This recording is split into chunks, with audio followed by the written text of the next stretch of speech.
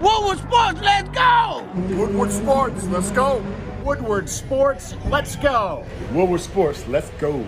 Woodward Sports, let's go. Woodward Sports Network, let's go!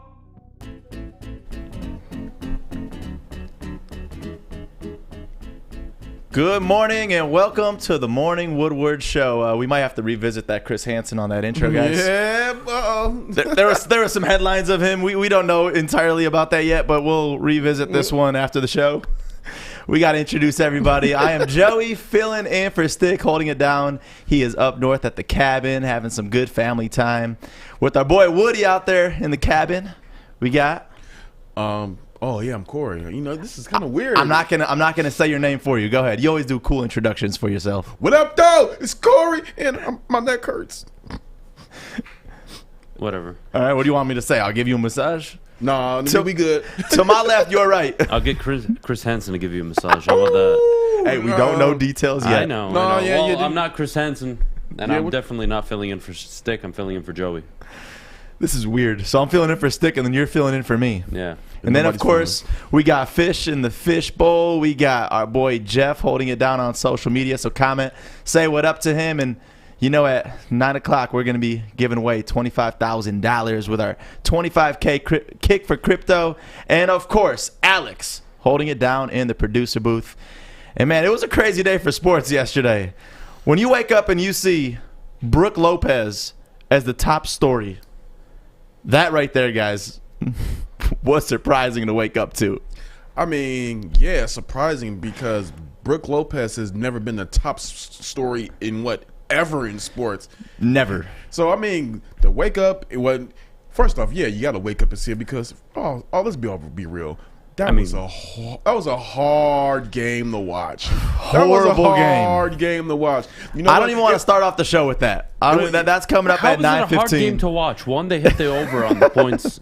They had it at 215. Save it, guys. The We're game gonna talk finished about over it soon. 225. You guys All are right, on some listen. Another Listen. one we got to talk about today is Phil Mickelson and him not wanting to come back to Detroit. Good for him. Who gives a shit?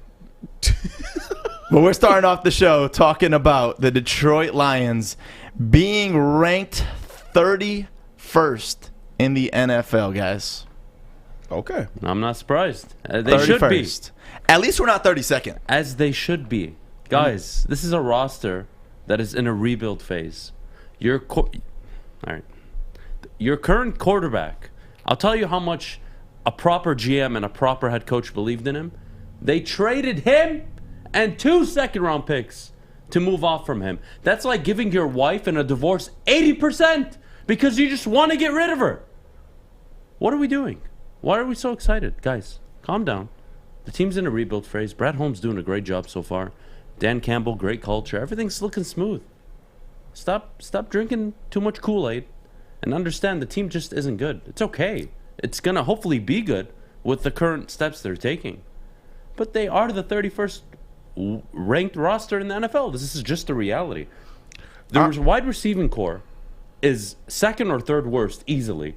Linebacking core, I could say the same thing. I don't care if they're going to a 3-4 defense. It doesn't change a damn thing that their linebackers right now are unproven and they haven't shown that they can cover sideline to sideline. And don't get me started with the freaking O-line. The O-line, yes, top 10 O-line. It's not a proven product. It's not. Penasul hasn't played a snap yet. And hopefully by the end of the year, it is a top 5 O-line. But you know what's difficult? When you have an offensive line that's pass protecting the whole damn game. Why? Because you're probably going to be down going into every single game. And when you play it, when you're not playing ahead, you can't run the ball. You can't run the ball efficiently. And you're going to run into problems all season. I don't see the problem with them having the 31st ranked roster. I think it's accurate. If you want to put them at 29 to 32, I don't care. Apples and oranges at that point. But they're just not a good roster right now. Corey, agree? Disagree? Lions 31. I agree. I mean, okay. I know people, whether you read my articles or not, if you read them, I know you see the optimism that I portray about the Lions. The optimism. Let me give you, I guess, you some context. The optimism that I'm going off of the Lions is compared to what they were last year, compared to what they were under the Matt Patricia, Bob Quinn era. They are on paper right now night and day different from a culture from a culture standpoint. If you want to talk about the talent on the roster, Matt Patricia had a more talented roster than Dan Campbell's going to have, and that's just facts. Just look at the roster that Matt Patricia had. Look at the roster that Dan Campbell's going to have. So when people, and this also just shows how bad of a coach Matt Patricia was, because he had a significant enough roster to win more games than he did, and he didn't. Dan Campbell, it's not going to be the same case. I believe that Jared Goff is going to end up. I think Jared Goff is going to be end up being a better quarterback than Matthew Stafford, just off of intangibles, not talent. But when you go off of the rest of the roster, when you go off of the O-line, yes, the O-line right now, I would say their top 15 can finish the season top 10. But when you go off the rest of this roster, the defensive line, the linebackers, the cornerbacks, everything still has question marks. And that's not a bad thing. That's a good thing, because this guy has a 6-year contract. The Lions tore it down from the bottom, and they're rebuilding this team right back up the correct way. So if you're thinking that this team is going to be 7, 8, 9 wins just because they changed the coaches, you're fooling yourself, because you're not really taking a deep dive to this roster. This roster has a lot of guys who are unproven. They're coming in with a chip on their shoulder, but a lot of guys who were unproven and a lot of guys who were at other stops, they were serviceable. The Lions are going to be a bad football team this season, and that is not anything that should deter fans from going out to Ford Field and watching the product. Go out there, support this team, because they're rebuilding the correct way. But if you're going on here looking at this just because they got the new GM and the new head coach and saying, oh, they're automatically going to be this playoff bound team and that everybody's ranking them unfairly, you're kidding yourself, and you're not really looking. Corey, how many games the Lions win last season? They won 5 games. 5 total. They downgraded the total roster. Mm-hmm. They upgraded in the front office. You can't say they upgraded a head coach yet. He's 4-7 as an interim coach. He's not proven. He needs the next 3 seasons to prove whether or not he's going to be a good head coach in the league. Yes, culture is great. I love it. So excited about it. But maximum, this team wins 7 games if everything goes right. I said 6. Like 6-11 is a good season for the Lions. That means they were competitive. They played fundamental football. They won enough games. They weren't embarrassing. And then in the NFL, more than any other league, you can be 6-11. You can be 5-12. And next year win 10-11 games. It happens literally every single season in the NFL. And also, too, I think with the way we know this roster is, if they're able to squeak out 6 to 7 wins, that is a feather in the cap of Dan Campbell. And when you look at the roster, there's nothing that we're certain on. There's nothing. It's a lot of question marks. A lot of question marks. So it's like, if you're looking at this and you're like, 31, man, this is bullshit, you're going off of the hype, the feel good that they're giving you right now in Detroit, because it feels amazing. It does. You know, you look at the draft pick. We were all excited. We were all going crazy at our draft party at Brass Rail when all that happened, and Delmar actually for the draft party. But we were going excited because we were excited about the feel good right now of us having one of the better lines and having some improvements. But the proven is the biggest question. There's nothing proven, like you mentioned. Campbell, he makes us feel amazing. But what has he proven to us? He's proven absolutely nothing outside of a great culture builder so far. Yeah. But culture only does so much. You need actual proper coaching. And what do we know about Corey? What do we know about Dan Campbell? What do we know about him as a head coach? He's a motivator. He's a motivator. Isn't that the correct way he's a to describe motivator, him? but he went 5-7 interim coach with the Miami Dolphins. So what is he relying on? He's relying on Anthony Lynn and Aaron Glenn to absolutely be very, very good at their jobs as coordinators. Oh, and guess what? Aaron Glenn's a first-time defensive coordinator. Anthony Lynn just got fired from the Chargers, and now he downgraded from a head coach to an OC. And honestly, I think Lynn's a better OC than he is a head coach, so that's not a bad thing. But Dan Campbell isn't coming in with the blueprint on how to get from A to Z. He's figuring it out as he goes. He's relying on the team he built around him, and that's not a bad thing. But don't stay here and tell me this team is winning 10, 11 games. I will hit you. You know who Dan Campbell reminds me of right now? Dan Campbell reminds me of, and people are going to go ape shit off of this, because I actually altered what I said the other day on Baligian and Bell, not Phil Jackson. Dan Campbell right now reminds me of Steve Nash. a former player who was surrounded around quality and great assistants to help guide him along the way as he improves on the X's and O's as a coach. Now, granted, I know it's kind of blasphemous to talk about Steve Nash and the X's and O's because he's a former 2-time MVP in the NBA. However, he did have Mike D'Antoni and other former assistant coaches on his sideline to aid him in the process. That's what Dan Campbell is right now. It's still a big question mark on him as far as an X's and O's guy. But he has a Deuce Staley who was up for who really should be the head coach of the Philadelphia Eagles, if we're being honest. But he has a Deuce Staley there who is going to be great with the running backs and is going to be who's already on quoted as not going to be a token assistant head coach.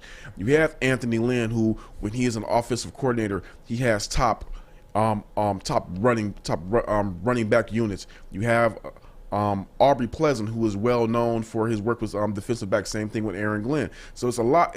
He has a really great roster of coaches around him that are going to help him get to where he needs to be over time. But expecting him to be this coaching savant out the gate is not being realistic. And also, too, I don't think it's also being pessimistic saying that this is going to be a 5 and 6 win team. It's basically just saying that this is going to be a real process. You want the Lions to look the same way the Detroit Pistons look this year.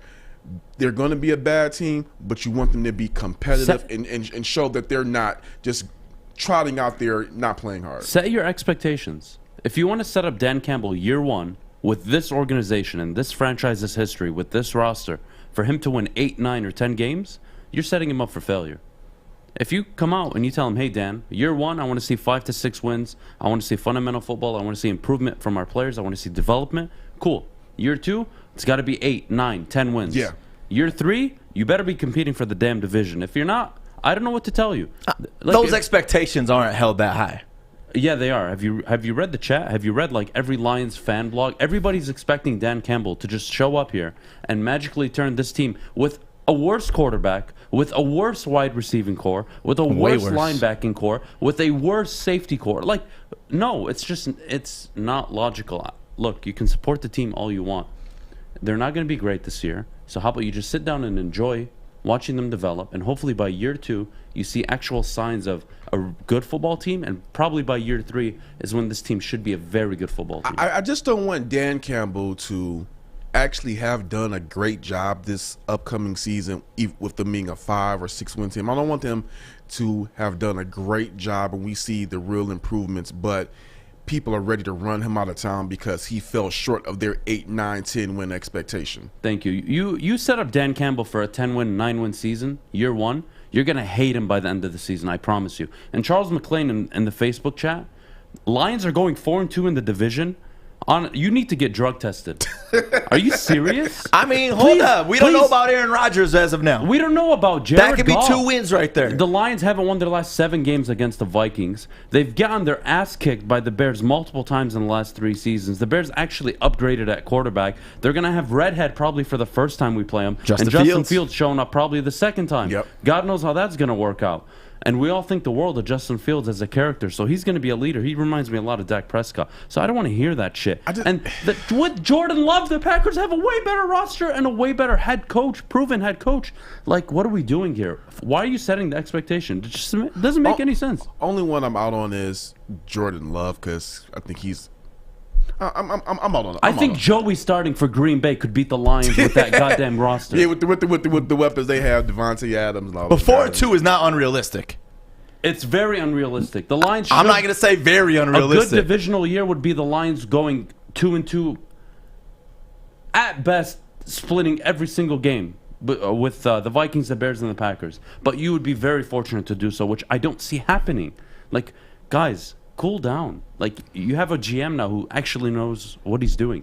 You just took Penei Sewell in the first round. You just went D lineman in the second round. You went wide receiver later on in the draft because you were going to fall to the pressure from the media of, hey, we need to get our wide receiving core. Like, guys, like it's so What are we simple. doing here? What are we doing? By the way, for those of you asking, this is all based off of Pro Football Focus grades, and the 32 team on this was the Houston Texans.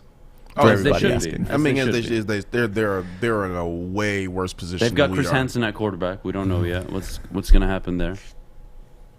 Honestly, the Lions roster is not that great. You like that, Joey? I can see him being a good quarterback. I can see it. But it's not a good roster, but it is. I'm going to say this. It's not a good roster, but it's a roster of promise. So, from what I've seen, I'm just telling fans, pick a couple guys, pay attention to them this season, rally around the team, enjoy it that way. Just come out there just saying, I want to see them rebuild. I want to see a new product. I want to see new energy. Have those expectations. If you're expecting playoffs year one, just don't do it to yourself. Just go fall in a hole and don't watch the Lions this year. Why don't you just watch T.J. Hawkinson hopefully develop into a top 3 tight end this year? I mean, that's what we're going to see. Why don't you look for DeAndre Swift to run for over, 1,100 yards this year? That would be very nice to watch. How about I want to see Jeff Okudah actually play very well. I want to root for the guy. We took him number 3 overall. I would like to see him succeed. So why don't you pick a few players like Corey said and root for them and watch them develop? Because the team is not winning 10, 11 games this year. So get over yourselves. A lot of pressure on Jeff Okudah this year for sure. And I think he's going to rise to the occasion, Jeff Okudah, because just off of the I get so conflicted talking about this because it pisses me off because I'm trying to be impartial as a writer, but also too you grew up here, you're a Lions fan by D-Hart. But anyway, to my point, Jeff Okudah said it, Aaron Glenn said it, Arby Pleasant said it, all the coaches are saying it. Jeff Okudah is looking at the game entirely differently now, and I don't know what the F was happening last year if you have a defensive guru as your coach and he's not teaching this guy how to play at the NFL level the way he needs to. They're saying Jeff Okudah is seeing everything differently, understanding concepts better. And one thing that I did see from Okudah when I was out at the mini camp, Okudah was a lot more. Look, I can't even say he was a lot more vocal. Okudah was vocal. He was yelling. He was pointing things out. He was getting on other players. So, but again, it was mini camp. It was no pads. The thing though, there's a lot of what ifs. Like Jeff Okudah got to do well. Goff got to do well. Our coaching staff got to do well. And there's a lot of new players and coaches in the scheme right now. So we'll see. Detroit Lions ranked 31st in the NFL. Want to just give a quick little shout out to Coast Portland because we couldn't have done it when we were up in Petoskey. Because Coast Portland got the headlamps, which I love, the machete, which Stick was all about. What was your favorite Coast product, Corey? Not the machete, because like I said, I don't, I've seen every horror movie. White guy next to a black guy with a machete never ends well. What do you mean? Yesterday we were cutting cardboard. You were alive after. Yes. Yeah, because I wasn't near you. Yes. I mean, you were in the room. He was in the office. He was in the room. You were in the room. He was tucked away. Oh, I was tucked. Hey, we're giving you 20% off. WSN20 is your code word. Go to coastportland.com and get you some products. You see them all right there on the screen. And coming up next, we're going to talk about no Giannis. The Bucks still pull it off.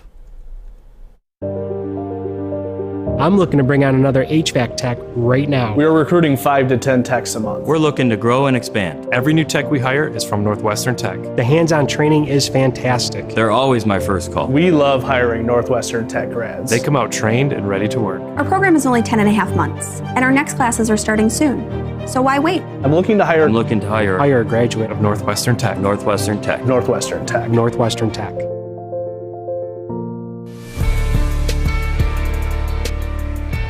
Yesterday night, the Bucks pull it off without Giannis. 123, the Hawks 112. And this game yesterday, when you wake up and you see Brook Lopez as the headline to all of these stories, first off, I got to give it up to him. I mean, he played a hell of a game. The best game of his entire career. But what'd you guys think of the game? It was fun. I don't know what Corey's talking about. I don't know how it was boring to watch. The game finished... They had the line at 215.5 points. It finished at 235, I believe. It was a fire first quarter. Defensively, the Bucks came out and just punched the Hawks in the face, and that's what really set the whole game up for them to win. Brooks Lopez, 33 points, but I'm not even going to look at that. I'm going to look at the offensive rebounding from the Milwaukee Bucks. They absolutely out-rebounded the Hawks across the board. It wasn't even close. They played great transition offense, lockdown defense on the guards.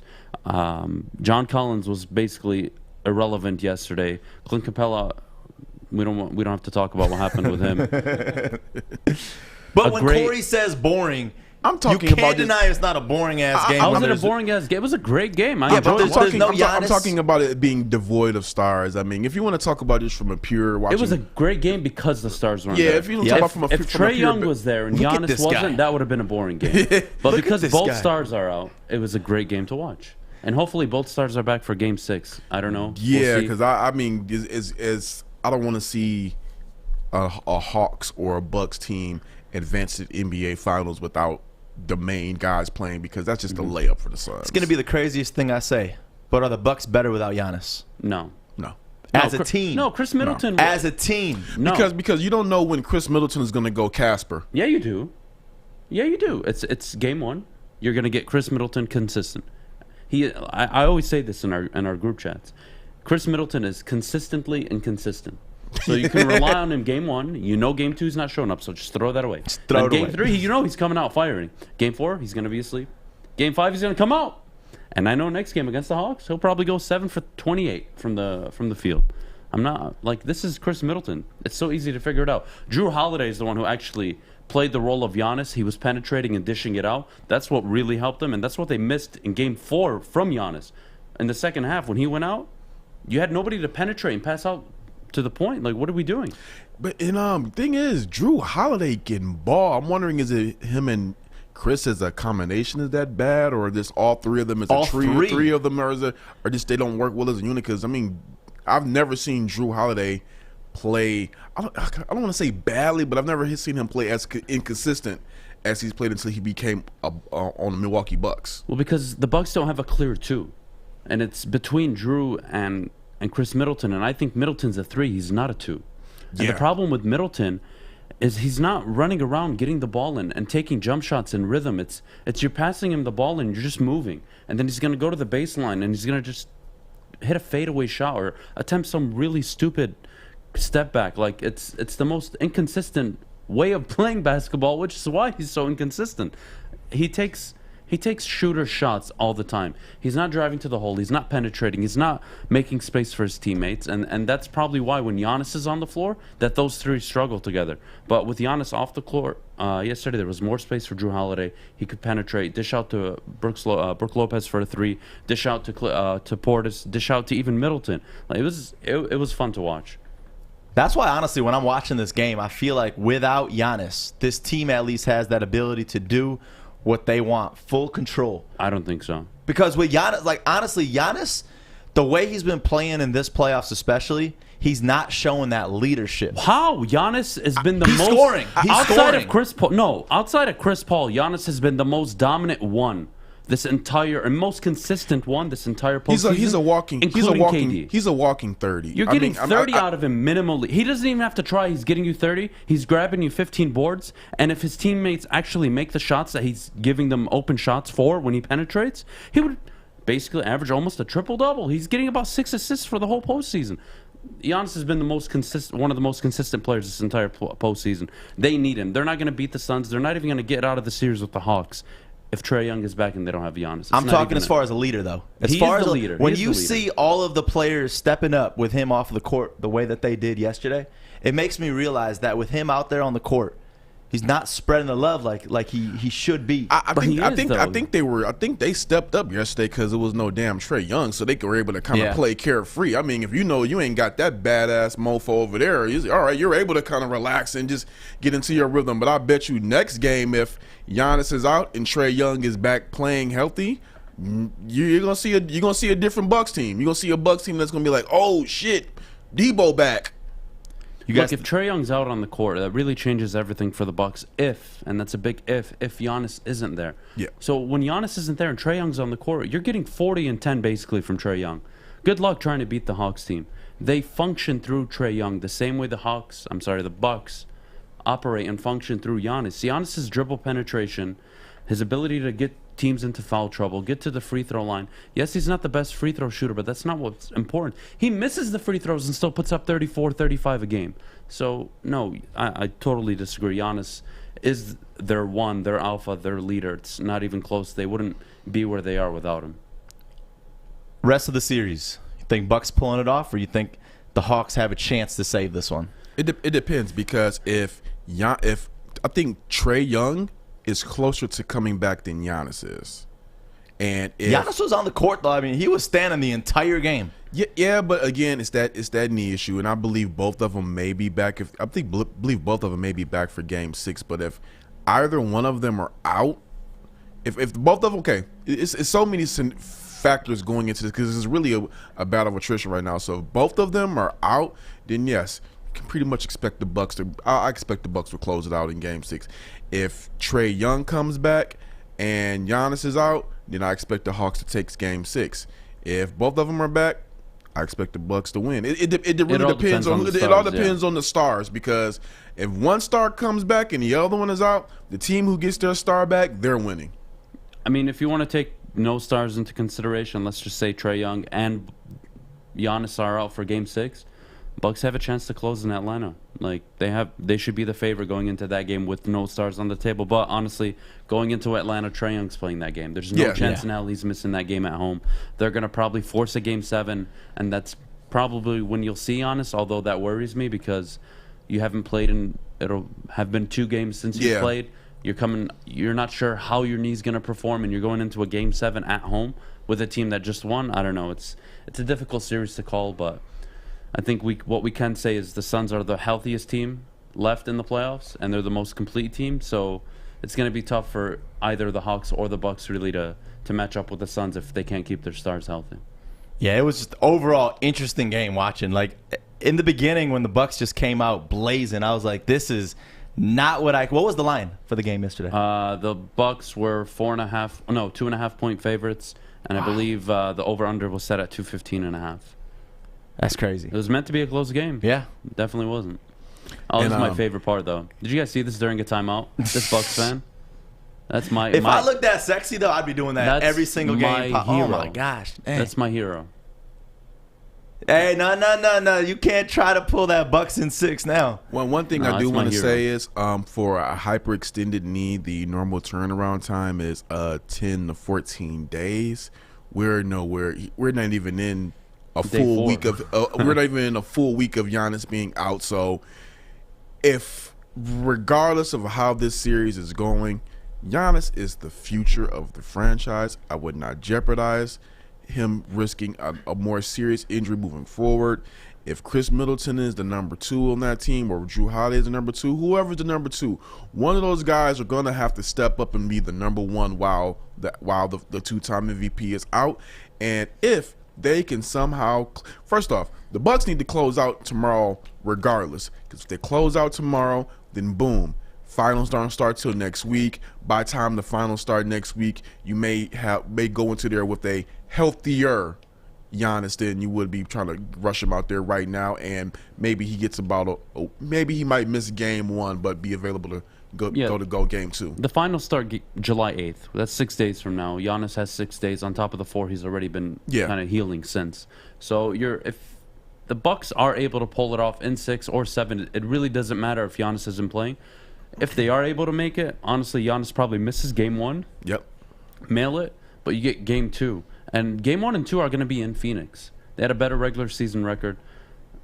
This is it's not a bad thing for the Bucks if it's only a hyperextended knee. If there's partial ligament damage on his ACL, MCL, then that's a problem, because then he's basically a Kevin Durant. And if that's the case, I wouldn't play him. Exactly. Well, we'll keep you up to date on this. No basketball tonight, though. Ooh, I'm sad. That's okay. I'm sad. Hockey tonight. We get a nice little break. Yeah, we do got hockey, but them Canadians, they better pull it off now that they're back at home. How's Sean Baligian doing? He's on what do they call it? Life bed? You know, where they just keep you alive? Yeah. Life support? Life support. Yeah, he's on life support right now. Sean's on life support, and so are every Canadian fan, honestly. They're plus 115 going into tonight. They're underdogs at home in the Stanley Cup final. That is just a testament of how freaking good the Tampa Bay Lightning are. Now I'm ready for your best day, because I'm going to actually try to put some money down, because I need to win some money. I got you. I need a winner, Adam. Hey, if you want to save some money, this is the spot you got to go. Levels Provisioning, because they got the best deals, and we are excited to be doing the grand opening of Levels in Centerline on July 23rd. I can't believe we're already in July. Corey, our birthdays are coming up. Yes. July 23rd. We're just 21 days, 3 weeks away from this amazing event. There's going to be some special guests, free food trucks that you could take advantage of. We even got our own Woodward Sports grinders. A what? Our own grinders. Oh, yes. There we go. So you got to check them out. Follow them right now at Enjoy Levels, and we'll be right back with Joey's News.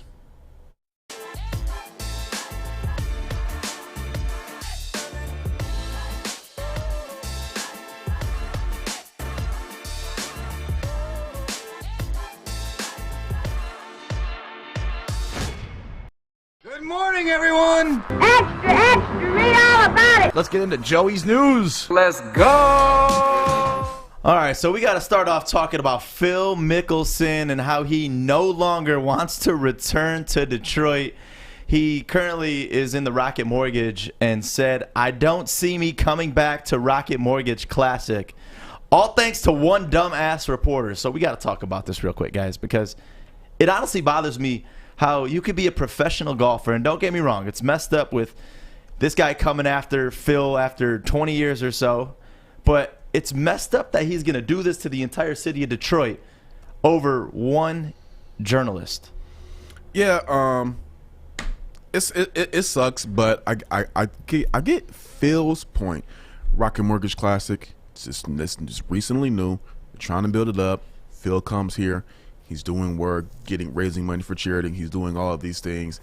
He said that it took some maneuvering for him to take part of the Rocket Mortgage Classic, and then instead of talking about the actual event, about Phil being here, there's now a writer chose an opportune time to run a story over 20 plus years old about him doing a bet. It's just like, you could have ran it before he came here. Could have ran it when he left. Why do it now and try to put a dark cloud over Phil and over the event that's drawing nothing but positive eyes to Detroit up until now? So, I guess you can say athletes need to have, thicker skin in certain situations, but I kind of feel on this where it's just like, why now? Why, when I come to Detroit, do you choose to run this negative piece now? And it's so old. And where people weren't, I wonder how many people really knew about it or cared about it. Nobody. Yeah. And even that the news is out, I still don't care about it. Yeah, it's just pointless. And here it is what he said. I'm disappointed they would curiously pick this week to write an article about a bet that was made over 20 years ago in a jury trial that took place in 2007 where the guy who was convicted is dead, and where the only purpose for this article is to embarrass Phil. That's from Glenn Cohen, his attorney. The guy who made the bet with his dead, so over 20 years old. Why are you bringing it up right now? Shit. Why do we bring up things in the past on people in public? Why do we do this? Clickbait. Why, whenever somebody has a good day, there's some asshole that just wants to come out and absolutely ruin their day? Why? That's like you're walking down the sidewalk, it's raining in Michigan, and some asshole just walks by you and takes your umbrella, and you're stuck in the rain. Why? Why can't we be nice to people? We deserve this. We talk about Detroit versus everybody. This is a Detroit versus Detroit because you're shooting Detroit in the foot by running this negative story, because now you're pushing away one of the greatest golfers of all time from participating in an event that does nothing but draws positive eyes to Detroit, that can bring money. More golf. I know how to fix everything with not just Phil, but with every athlete. Just take the reporter, put him on the first tee box, put his head on a tee, and let all the professionals just go to work. Give him 10 swings, and I think that's more than enough to take care of it. And then nobody has this problem anymore. Guys, honestly, I'm coming out with great ideas. You should actually be taking this very seriously. Guys, I feel like we have to write a letter to Phil Mickelson. We don't need to write a letter. We just got to kidnap the reporter like you kidnapped Isaac yesterday. You put him on the first tee box, and you beat the living shit out of him. It's that simple. It just makes no sense. It's just, everything was going good. You got, Phil here, Bryce DeChambeau. I'm thinking, like, hey, damn, we got them two. Who's going to come next year? Well, nobody now. So, Mikey TikTok, we love him so much on this network. He's okay. He's great. He wrote a letter to Phil Mickelson, and I want to read it right now. He starts off by saying, "Dear Phil Mickelson, For years, Detroit has been kicked down by those not from here. We have watched out as outsiders came to take photos and report on any negatives they could find in this city. Sadly, we were nothing more to them than that. They didn't understand us. Nobody wanted to help things get better. They just wanted easy material. Exactly what he wanted in this one was some clickbait. Those people probably didn't cross the Belle Isle Bridge to see the largest island park in the United States. They didn't stay to see the beauty and charm of Campus Martius at Christmas time, which is 2 words, Mikey. They probably did not walk the length of the Detroit Riverwalk or even know it existed. We doubt they even stopped to enjoy some delicious deep dish style pizza, a coney dog, or any other grub from the dozens of fantastic eateries in the area. I'm not going to read this entire letter, but Mikey, I love you for writing this letter. Hilarious. We actually got to mail this to him. This is hilarious. We got to mail this off to him. So, yeah, we'll keep you updated on this whole Phil Mickelson thing. I don't think it's that serious. I don't think it's that serious, but I also think Phil's being a little bitch, too. Big time. Like, not a little bitch, sorry, big bitch. Sorry, like, I get it's uncalled for what the reporter did, Yeah. but really, that's why you're going to leave the event. To me, it just looked like he didn't want to be here. Yeah. And he was looking for any reason to leave, and I that was don't. exactly why. That's where I'm with. I don't think he should. I think that Phil should definitely, blast the reporter because it is BS. Blast the reporter, but don't punish everybody else everyone for was one on jerk. Phil's side. Yeah, before he left. Yeah, everybody was going to be on Phil's side. Like, why is this reporter coming out with this? You have the whole city probably going to be behind you. What's this reporter doing? Idiot! The whole 9 yards. You're going to slam this reporter. Why would you walk away? Like, you're here to promote an event in a city that golf isn't maybe the most prominent, but it's actually growing here at a large pace. And I don't know. I just don't. I thought it was weak. I thought it was a cop out. They're both wrong. I just don't give a shit enough, honestly. Literally, even though we whatever. talked about it for this long, it's been the headline all of yesterday. Dude, somebody writes an article on Tiger Woods going train on a European party bus. He's a legend. He's a legend. And he's not going to walk away from the event. He's probably going to want to win it. Why is Phil walking away so easily? Like, I just don't get it. It's the age, man. He's getting up there. Whatever. He can't deal with it no more. Whatever. Hey, we move on to talk about some USA Olympic basketball. And did you see the breaking news out of this from Detroit? Oh. 2 rookies added to the team, Sadiq Bey and Isaiah Stewart. Yeah, they're going to be on the select team that's going to be practicing against the national team to help them get prepared. And, I think that's just a good look for them, get them some more basketball against experienced, high-level talent. Hopefully they will be able to take something from those practices and, steal some stuff from some guys and incorporate it into their game through their off-season training. I think overall, I just think it's a good look for them. And just, hey, another feather in the cap of Troy Weaver where he drafted guys that were good enough to just make the select team. So this man right here, Brook Lopez, was the guy yesterday as the Milwaukee Bucks won 123-112 against the Atlanta Hawks, up 3-2 on the series. Beast mode. Look at Giannis on the bench. This is my favorite. Like, oh my gosh, they could win without me. I was so nervous watching the whole game. For that reason, Giannis was actually on the bench. Why? I don't know. Especially after hyperextended knee. Why you're sitting there or standing the whole time? He should have been in the back in a suite, just foot up, cast on. Don't move, Giannis. Please don't move.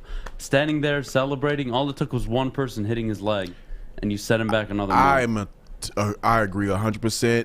Look on my Facebook, I say it all the time. I feel that if you are a basketball player with a leg injury, you should not be on the court. I understand the whole being there to support your team and morale, everything like that. Cool. If you have a leg injury, you don't need to be anywhere on near the court. Yeah, I'm with you on that. We move on to talk about MLB and the All-Star starters being named, and most fan votes went to Vladimir Guerrero, who is only 22 years old, and this makes him the youngest player to lead votes in history. But it is freaking well-deserved. Do you see the lineup right there, the starters? For Vladimir, second in home runs right now, second in RBIs, third in averages, and first in OPS. This dude is having a hell of a breakout season. Outside of Shohei Ohtani, I mean, he's probably the front runner in the AL at least. I don't know how Mike Trout is on the All-Star team. I know he's an All-Star, but he hasn't played like half the season. What are we doing? but it is fan voting, so that's what you get. You should probably play somebody, I don't know, who's actually played the whole season. I mean, you remember all those years that Grant Hill was still voted into the All-Star team and he wasn't playing. Yeah, so it's kind of one of the same things. Yeah, it's all good, whatever. But good for Vlad. Unbelievable season. I think him and Ohtani are on pace for like 53, 54 home runs this season. It's unreal. Miggy's on pace for 500 as well. Machado throwing out this runner at first off of one knee. This might have looked like Adam for the Space Dogs yesterday. Down to third and picked by Machado. No, no, not me. Definitely not me. No, from his knees. Throwing to stick at first. He didn't even get up. What? He just whipped it. That's all hip action right there. That is strength, man. Holy crap. That was awesome. This is a beautiful play here, too. Jackie Bradley Jr. acting like the ball is going over the fence, then catches it and throws the runner out at first for the double play. Just beautiful ball right here. Burns looking for that ground ball double play here. And that ball's launched center field deep, and it is going to be caught by Bradley. Oh, that's a smart move. Rounded second. The throw comes in. That's awesome. Got him. That's awesome. Somebody's asking in the chat what position does Shohei play. He's a pitcher, but he also plays DH every other game. So he'll pitch one game. They'll probably give him a rest day, and then he'll hit for 4 or 5 straight days, and then he'll pitch again. So he got in as a DH because, I don't know, he has 27 home runs. kind of a big deal. It's not bad. Leading the MLB too, damn near. What is he, second right now? I think tied for first. Yeah. And we go on to talk about Sha'Carri Richardson testing positive for marijuana. That's good. Good for it is good, right? But the issue with this is she is now unlikely to get the chance to challenge for the Olympic 100-meter title in Tokyo later this month because it's going to result in a 30-day suspension. Well, you know what? At first, I thought it was BS because I'm like, come on, it's just marijuana. But, you know, I did some research. First off, marijuana, cannabinoids, cannabis, it's on the list of banned substances by the World Anti-Doping Agency. That's for one. And two, in an article that I am about to be posting later on today, I actually spoke with somebody who has ran at a very high competitive level for Team USA. And one thing that she told me is that if Sha'Carri Richardson was taking other substances, marijuana is a masking agent.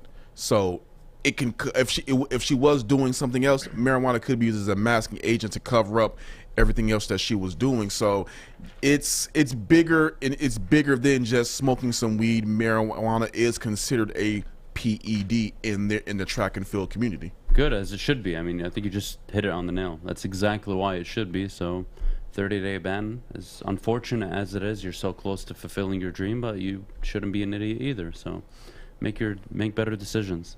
And we got no basketball tonight since the Suns ended their series on Wednesday, but we do have the Tampa Bay Lightning and the Canadiens facing off to see if the Canadiens could save this series. I don't know if they're going to pull it off, but a sweep in the NHL playoff finals, can't have that. I mean, it's actually common in the NHL more than other sports in a 7-game series for a 4-1 or even a sweep to happen in the finals. I don't know why. Maybe it's just because of how much of a grind it is. Maybe both teams aren't just coming in healthy. I don't know, but Tampa Bay is the better team. They're clearly the better team, the better stars. The Canadiens, if they're lucky, they lose the series 4-1, 4-2 if they're blessed. Tampa Bay is just playing much better hockey. It's not even close. And we go off to Jeffrey now for what's trending with Jeff. And I wanted to shout you out, by the way, for those white shoes because I felt so bad. We went to the Rocket Mortgage Classic, and it was all mud. And I'm looking like, damn it, I should have worn Jeff. Because it wasn't raining, but the grass was muddy. It had the after. Warning, if you are going to the Rocket Mortgage Classic, do not wear nice shoes. But today on What's Trending with Jeff, I have 3 gem videos for you guys. The first one, yesterday we were on the topic of life lessons, and this one is be careful what you wish for, because even people that don't look athletic can still cross you up. Speaking of teachers, we've all talked trash to teachers, but some teachers got it in their bag. And this video is a perfect example of why you shouldn't talk trash to your teacher. Look at this.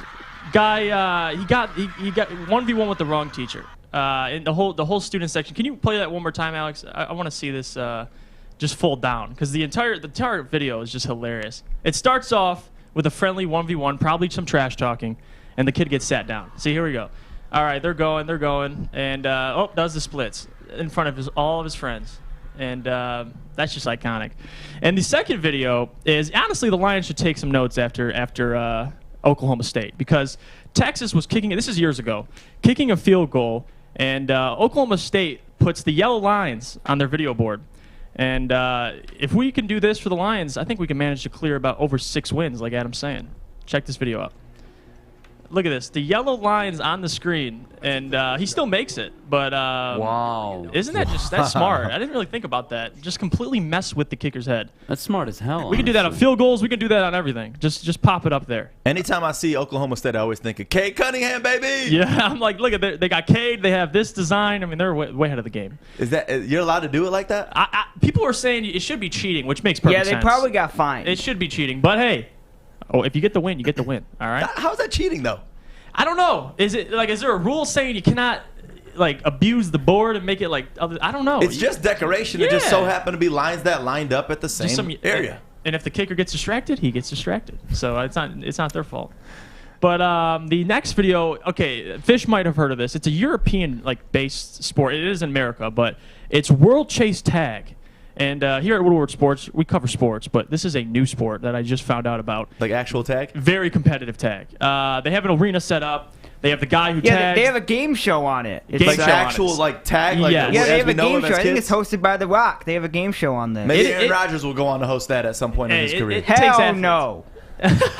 Yeah, Aaron Rodgers, hopefully he could just stay. He can go anywhere else but the Packers. But this game show is just hilarious. Look at this. You got a guy. Look at the parkour, though. I mean, it requires insane skill to do this. This is I got the audio off, but with the audio on, he's just talking trash to the guy coming after him. I'm like, is this probably how it is? Just talking trash. You can't get me. That's amazing. But yeah, those are the 3 videos on today. What's trending with Jeff? Good job. I love the videos you come up with. Thank you. You guys ever see the Hey, clap it up for Jeff. You ever see the world smacking? Yeah. Those smacking like the videos? People that do this. Yeah. They line it up. Man. Love Russia. Of course, and speaking of smacking, Adam probably smacked some ass yesterday in his bets, which we got coming up next right after I give a little shout out to Bridge Street Exchange, because it is just quality men's clothing that you got to take advantage of. They got grooming products and everything else you'll need. It's a great spot if you have to get your man something as a gift or just treat yourself to something. Go there and shop. They have the location obviously in downtown Fenton, but they also got the secondary location inside of Somerset Collection if you're ever at the mall. So go there, tell them Woodward Sports sent you, and get 15% off your entire order. Tony is a third-generation logger that has a simple, practical approach to life and work. That's why his Coast DX342 knife is perfect for him. The stainless steel blade is rust-resistant and made for all-weather use. And the double roll-lock safety ensures that it will never inadvertently close when he doesn't want it to. That's why Coast is trusted tough. Why do you have your microphones off, Fish? During commercials, I just want your mic on at all times. He's just yelling at Adam, make me proud! Make me proud! Well, Adam always comes in here and says, oh, Fish, you fucked up again, the mics were on, and so I don't want that. I mean, he's up there, so he kind of can't do that, but... Listen, I could still Same do it. thing. I could run over there in like 3 seconds, but I'll be nice to you today, Fish, because you're doing a great job so far. Screw Fish. Were you nice to the people, giving them good advice yesterday? No. Yes and no. It was a 2-3 night last night. It was super unfortunate. Obviously, the Bucks game went over, so that was kind of hard. The Mets blew a lead in the 9th inning, so they lost their game. It's all good. We're gonna calm down. We got 5 bets today. I'm feeling really good about, and I'm gonna start with the Habs. The Habs got to win a game. I don't see them getting swept. So even if I lose today's bet, I'm taking them game 4, even if they're down 3-0. You got to take them at an underdog line. You're here to make money. That's an easy $100 game I'm putting on the Habs. That gets me about $215, $220-ish in return. Like I'm doubling my money, or almost tripling it actually. So I like it. I think it's great. And Fish, I got you. I got 2 Euro games today, 2 knockouts in the quarterfinals. We got Spain versus Switzerland Italy versus Belgium, I'm betting the 90-minute match result. Meaning after full time, I'm taking that result. I'm taking both to be a draw, actually. I think both games will go into extra time. Switzerland has been a dark horse all tournament long. It's been amazing to watch. They're going to go up against Spain, who can concede goals. So this isn't that much of a... It's not much of a disparity as we think if you want to look at Spain and its history compared to Switzerland. So I think that's a very even game. I'm going to take the draw at plus 259. And then Italy-Belgium is probably the game of the tournament so far. I am so looking forward to this game. Although I think both teams are going to come out very conservatively. I think a 1-1 final score result going into extra time is what it's going to look like. Even 0-0. I don't see these teams really putting on 2-3 goals within a 90-minute span. And then I'll move on to baseball. What do you want, Fish? I just want you to be honest. Like, if you don't like the soccer bets, just be honest and say, Fish, fuck you, I'm not going to take the soccer bets. Because I put soccer bets for you a really think reason. you're going to have 2 extra time games? Both of them are going to be draws? Yeah, I think both are going to go to extra time. What's wrong with that? That's more soccer for you. You should be thanking me right now. Well, okay, but I don't believe that Spain and Switzerland's going to be a draw. Someone's going to win that game. Italy, Belgium, I think you're right. Yeah, but in full time. No, I know. Yeah, after the full time, I think both will go to extra time. Okay, I hope you're right, but I want you to win, I have Adam. money on it, Fish. I'm trying to make you win. I don't want you to lose. Yeah, Switzerland just beat France in penalties. Yeah. They can beat Spain if they can beat France. If you listen to Fish's advice, would you be over or under? I think I wouldn't be working here anymore. I'd be Yeah, out of money. that's what he's going to say. Oh. That's the truth, Fish. Go Tigers! But I did listen to Fish on England, so that did win me money. So I have to be fair to Fish on that. Are you doing another $1,000 on the game tomorrow? Yeah. Oh, boy. Yeah, don't worry, Fish. I'm balls in. Oh, it's coming home, Adam. We're That's going to right, make it baby. happen. I'm balls in. Anyways, Brewers. That's my 4th game. I'm going to take the Brewers to win by more than a run and a half. I really like that game. Brewers have been actually pretty hot lately. And, of course, whenever you see the Pittsburgh Pirates on the schedule, it's very easy to bet against them. They're one of the worst teams in baseball. I love it. It's a great bet. I get it at an underdog price. I don't know why. That is so mislined. Brewers should be favorites to do everything across the board. And then we got Casey Mize on the mind. The Tigers, I believe, last we spoke about them. They were 26-22 in their last 48 games. They've been on the up. It's been really great to watch. I'm going to take the under at 8.5 runs. I got to save my hometown bias away. I don't want to bet on the Tigers because Casey Mize is on the mound. I don't want to be that guy, so we'll root for the under 8.5. I'm saying 6-7 innings. Hopefully, only gives up 2 or 3 runs. Low-scoring game. I'm looking forward to it. Those are my 5 bets of the night. $100 parlay wins you almost 10 G's tonight, so it's actually very good. Sheesh. But you can tell, obviously, my 2 euro bets are very risky. Having said that, I bet these all individually. That's where I make my money, is betting them individually. That's where the money needs to be made, guys. Take them all. You have 4 underdog lines to win today. If 2 of them hit and you miss the rest of them, it's okay. You can go 2 and 3 on nights like this because the 2 underdog lines are going to win you much more than you lose. So don't even worry about it. Do you have $1,000 today? I am betting 1,000 on the Habs. Okay. Go 5,000. No. No, I already won my money. So what's your $1,000 bet record right now? Only lost 1? 10-2 total. That's including my $2,000 bets. Damn. Yeah. Who are the 2 you lost on? I lost. I know one of them. I Who's lost the other one? Sweden and Ukraine. I lost that game. Oh, in the Habs probably? And then I lost. No, I lost the Bucks money line game 4 when Giannis got hurt. So those are my 2 losses. I'm rooting for you, Adam. I want you to do well. Thank you. What's your favorite sports to bet for both of you guys? Football. Basketball. I rake during football season. Like, you guys think I'm good? Wait till football season. Yeah. Football season is the easiest thing to bet, in my opinion, at least for me. I love betting football season. I'm probably going to bet against the Lions on the spread. 14 out of the 17 games they play this season, so that's free money. I don't know. I love it. I will say you have that them. You have the Jets. You have the Jaguars. Like, you don't just have to bet on the Lions. There's so much money to be made. It's unbelievably amazing. You can do preseason bets. I took the Lions over 5.5 bet. I already put money on that. I put $2,000 on that. So I think the Lions will win 6-7. Over or under? Over. Over yeah, I think 5.5? the Lions are going to win 6-7 games. Okay. They don't have the fat guy with a pencil as head coach anymore. Like, they're going to improve just off the baseline that they don't have an idiot running the team. But they're not going to be a playoff team. The roster isn't that talented enough. What you want to see is that the roster develop and grow just like the Pistons and just like, I don't know, the Tigers. So how about we look for that instead of saying Hey, they're putting in third in the expectations that they Central. should They're be not in in the fifth no playoffs. longer. They're in What's third. up? They're in third in the Central now. What do you mean? They're third place in the American League Central. Yeah, but that doesn't mean shit. Well, There's still tell- 12 bad games. team. There's still 12 Okay, games under tell 500. Maz that. Maz is an idiot. Would you say that to his Maz face? is biased. Maz said the Tigers would win more than 78 games this season. Do you remember that? Yeah, I do. I don't want to talk about Maz. Move on. I just want you to know what he says on the hook. He's on a show, so when people get a show, sometimes you have to respect them because they have But a would you show. say that to his face? Yeah, yeah. Adam I definitely already told would. him he's an idiot for betting or thinking that the Tigers would win more than 78 games. Yep. Like how? How do you expect them to go 500? Yes, they have a great manager, but again, a young roster, undeveloped. The bets are so inconsistent right now. So no, I don't want to hear it. They're in a Sorry, Maz. rebuild. love you, I but no. respect that. They're in a rebuild. Yeah, it's called a rebuild. Every single Detroit team is in a rebuild. Accept it. It's okay. Be a part of it. Instead of telling me that the Pistons should be a 7 seed or a 6 seed. No, they shouldn't. They're not good enough. Don't tell me that the Lions should win 10, 11 games. They're not good enough. Sorry. Wake up. Poor stick, Joey. Thank you, Fish. Hey, all we said, Fish, was if everything goes right.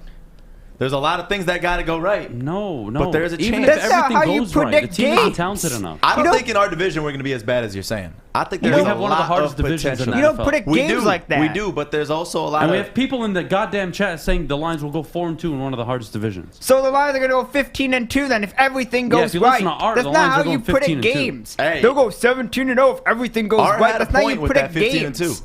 Art had a point. You don't predict The games only saying if way the everything Lions go goes 15 right. and 2 is if the plane crashes from every away team that visits Ford Field. Only way the Except two. Lions go 15-2 is if every game they're in they have a Hines Ward type situation in the Dark Knight Still Rises, where the whole stadium just collapses. So you're saying there's a chance? I don't know. You're making me want to go on the hook now later today and just yell at Maz. That's probably what I'm going to do. Hey, let's tell them about how they could get hooked up with my bookie. Oh, my goodness. All right, guys, listen. It's so simple. Use the code Woodward. You'll get 50% up on your deposit right now. You take 100, put it on the Habs. It's insured for 50 because you get 50 as a bonus. Free money. I believe I'm 258 and like 169. Like I'm almost damn near 60%. It's really good. Take my bets individually. It's super easy to do. You don't have to bet big money with me, guys. You can spend $10 a day, $2 on each of my games, and that $10 in 30, 40, 50 days, if you just play the long run with me, it'll be $70, $80, $90. Then you can make a $50 bet. Then you can make a $100 bet. But let's play the odds here. Use code Woodward today. Sign up for my bookie. Put in $100, $50, whatever it is, and take my bets. You'll be a happy person, I promise. And I'm always betting underdog lines. Remember that. So I'm doubling and tripling your money. I'm not just giving you the super heavy favorites where you win half of your dollar. So pay attention, and we'll see you right after the break because we got a special guest joining the network, and I can't wait to meet him. Welcome to the Call Sam Chopper Shop, where you can win a custom-built chopper while helping our veterans at the same time. Watch as the Bad Pig Custom team turns this bike into a one-of-a-kind classic chopper. And when it's finished, we'll be donating the bike to Volunteers of America Michigan to raffle off in support of our vets. A great cause to give back to those who've given so much. Watch for Call Sam Chopper Shop episodes on our social media channels and get your raffle ticket today at callsam.com/chopper shop.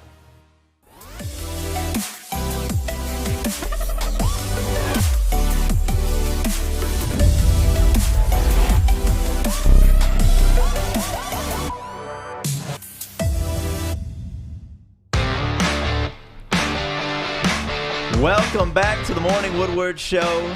It is Joey, Adam, and Corey, along with Fist, Jeff, and our boy, Alex.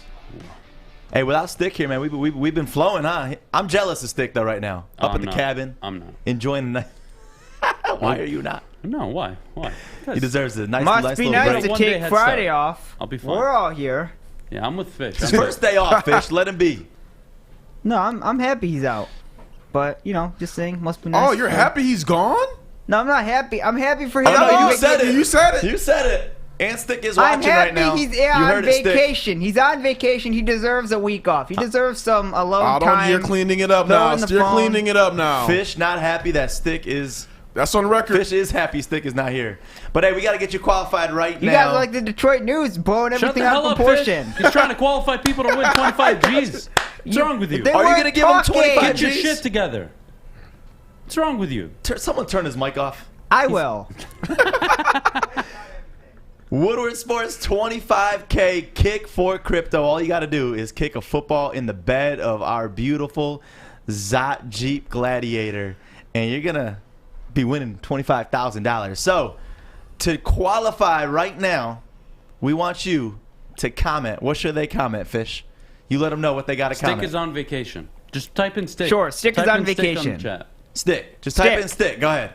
Show some love to Stick. Comment him on anywhere that you're watching right now, whether it be Facebook, YouTube, Twitter, Twitch. Just comment Stick, and we are going to get you one lucky winner qualified for this 25K kick for crypto. Mike G said, Fish, can you do your snooty Stick voice up north in the cabin?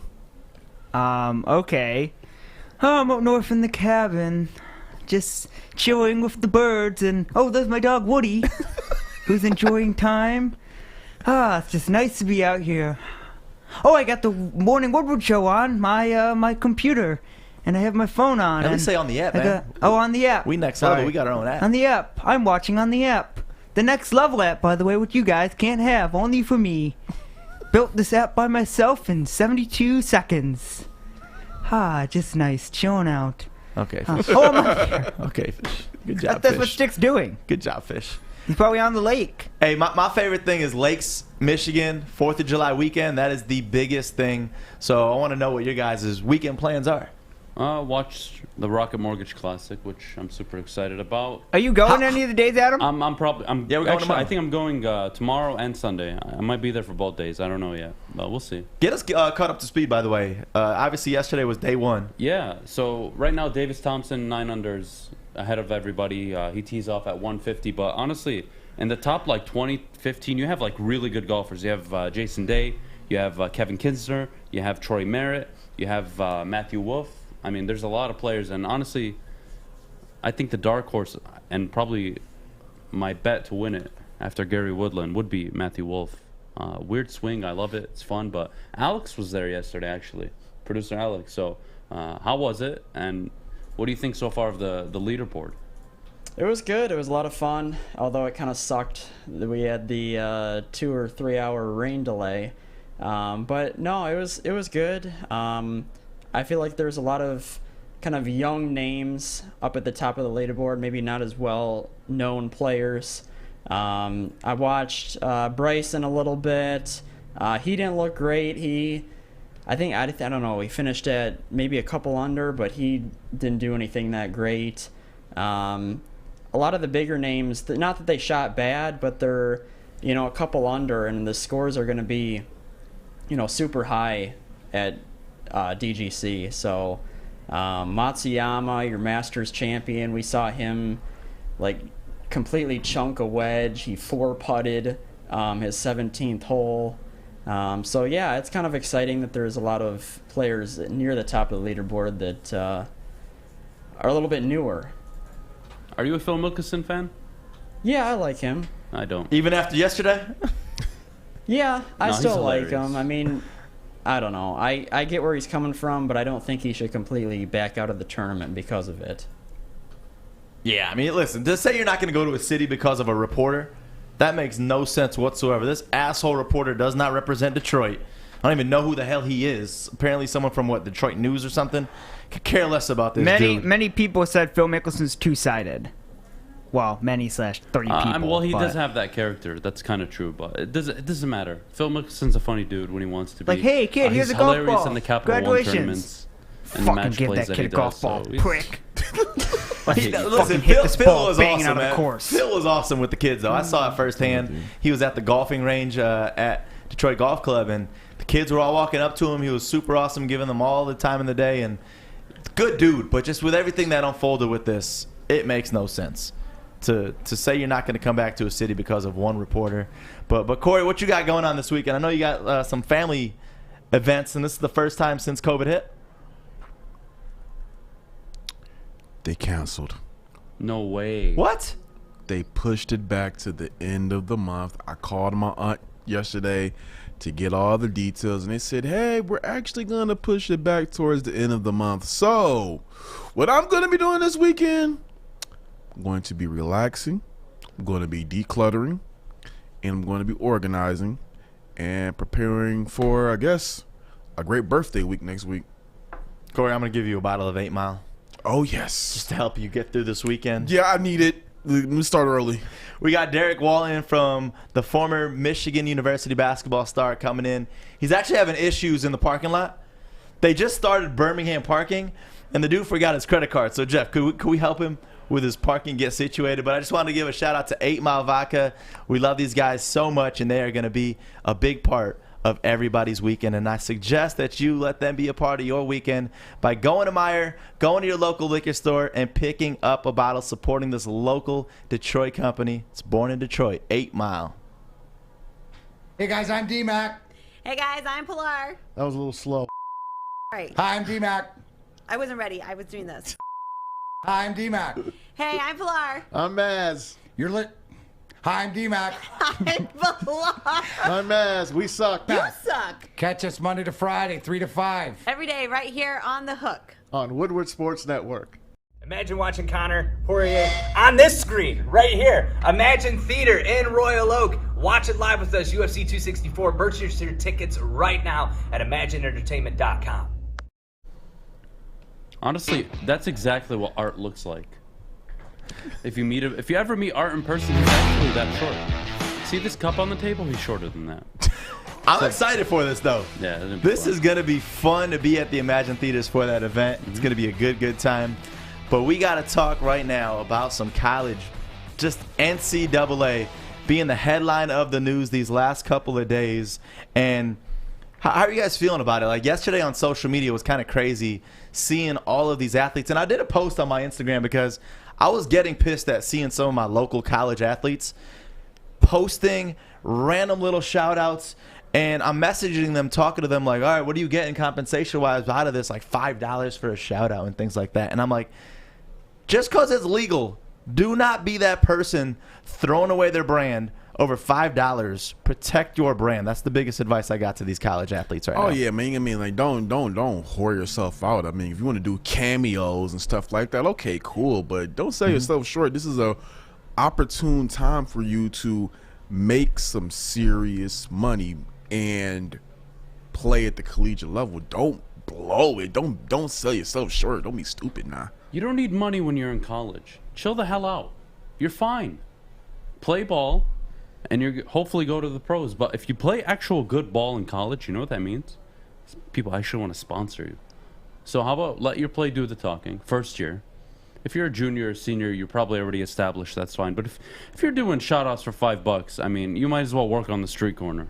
Yeah, I mean, that when you get to that point, like I said, yeah, just do cameos or do appearances. But I think this is a great step for the athletes. I know student athletes who, you know, certain universities, they have everything taken care of. Certain universities, they don't have the budget to have everything taken care of. So if guys are able to go out and make deals with endorsement companies and sponsorships outside of the university, hey, I'm all for it. I don't think that universities should be paying players, but I also don't think that universities should be able to dictate what type of money they make outside of the university.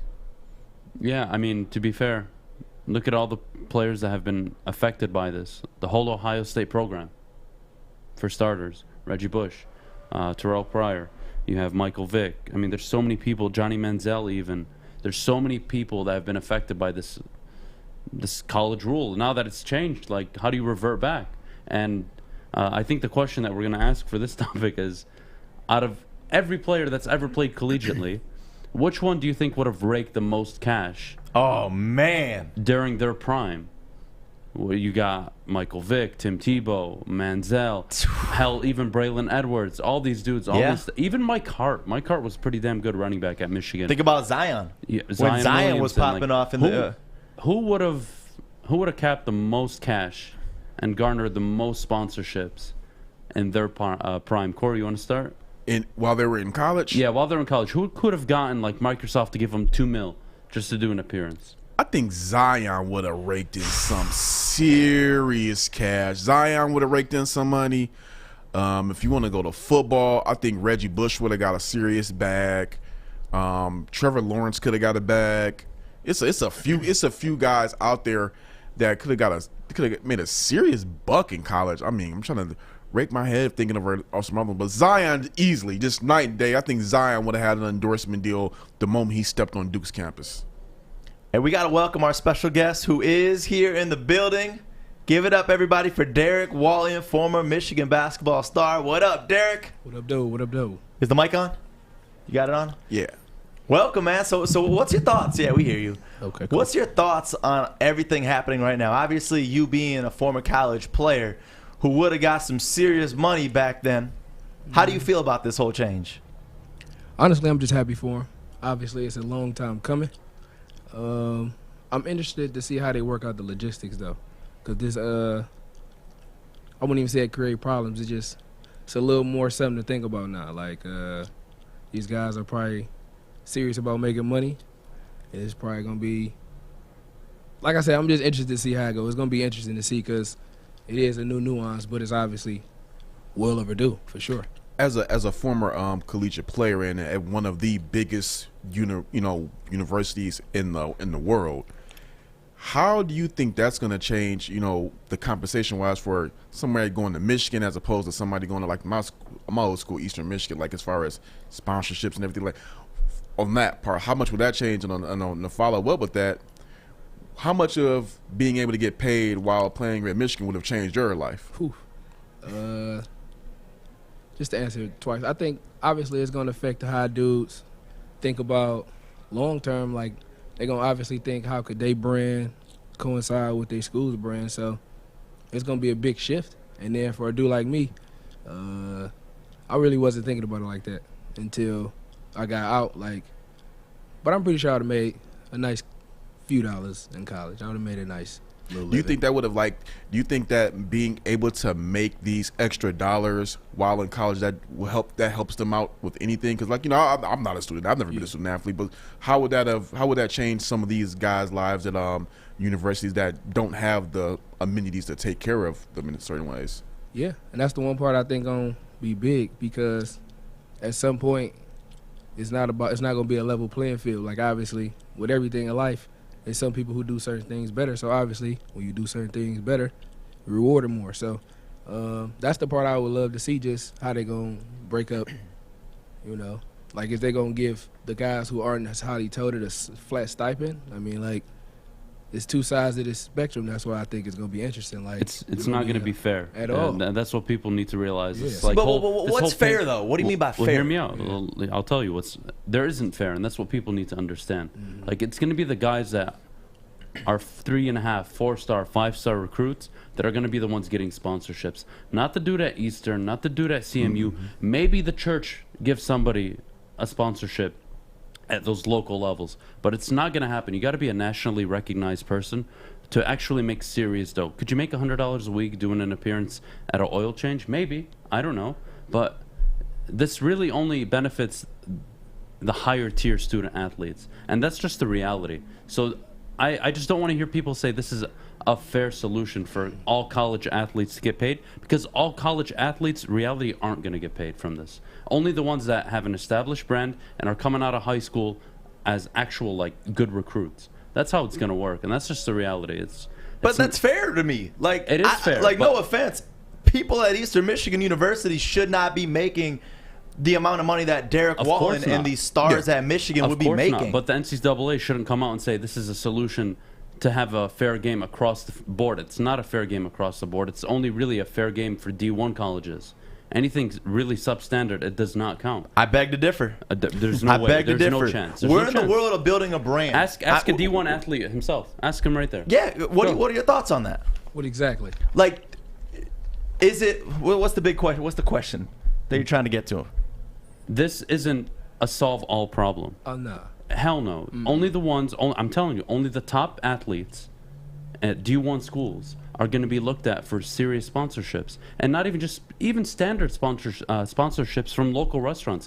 This isn't going to solve your D2 athletes, your D3. This isn't going to solve the 12th man on the Michigan bench, his problem. It's not a solve-all problem. I just don't want to hear the NCAA say, NCAA say that this is going to solve everybody's problem. It just isn't. It's going to solve those who are already close to playing professionally, and that's it.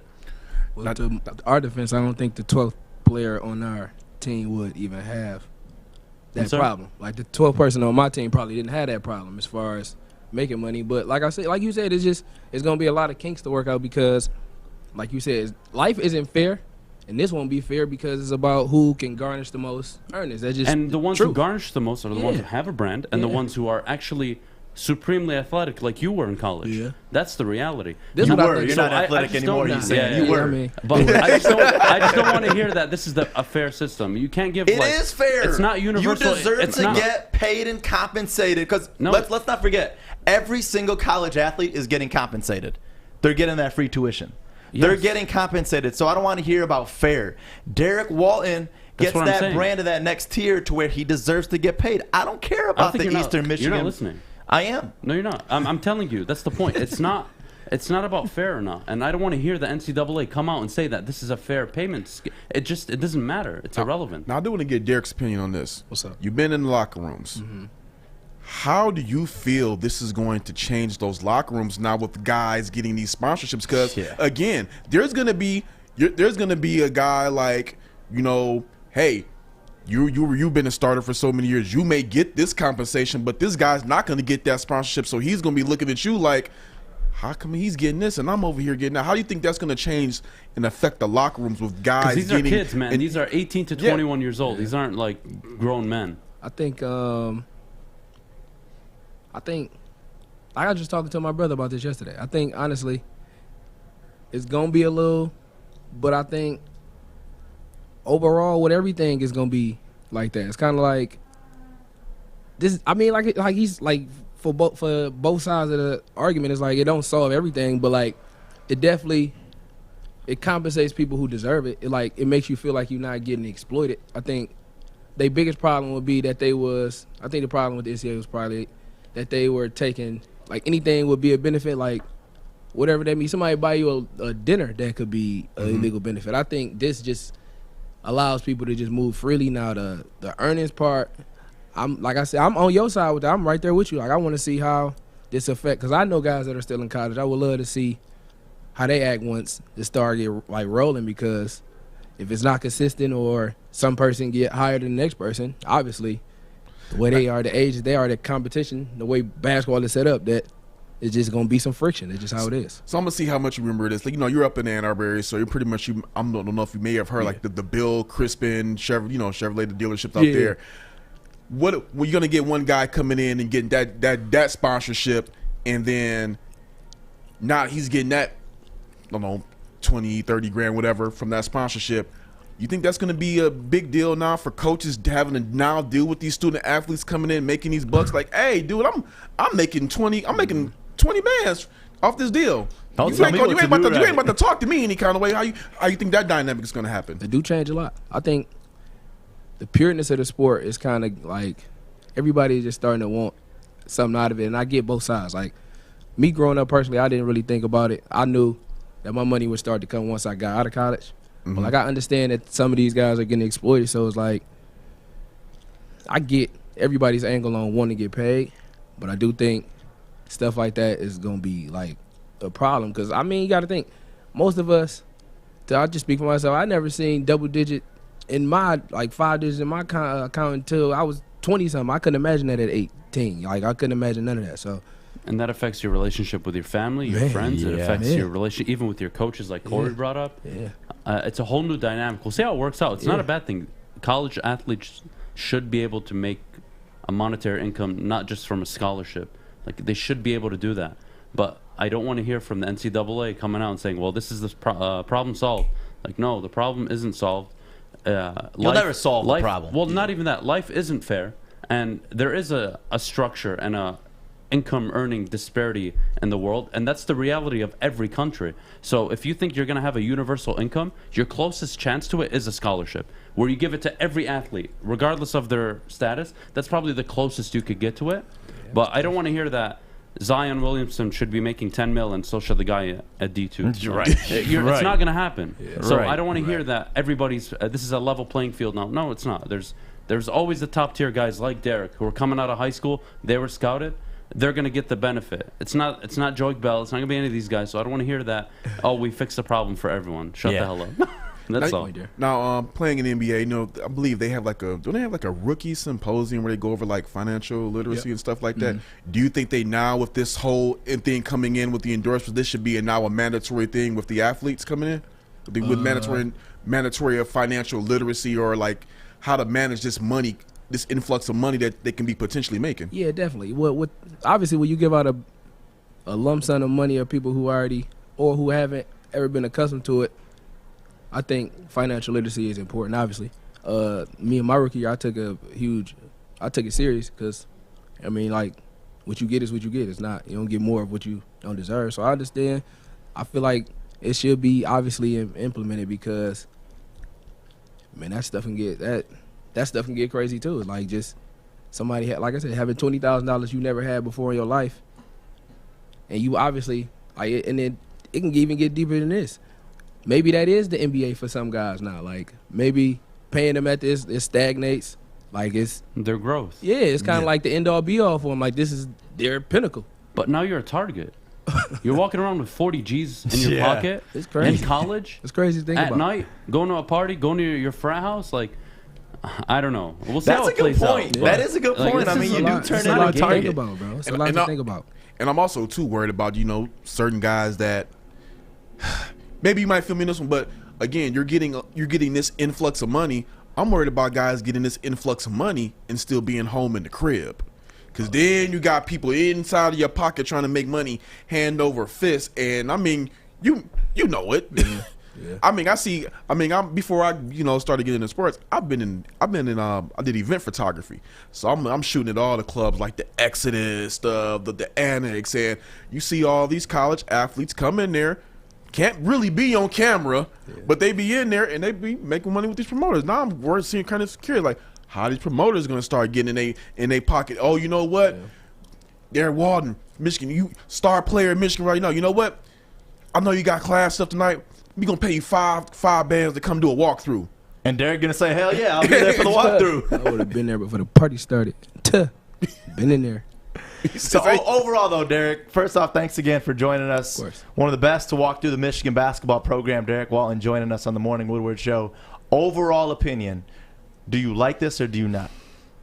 I like it because it's a long time coming, and with everything in this world becoming like it's a lot of change happening in our world just overall.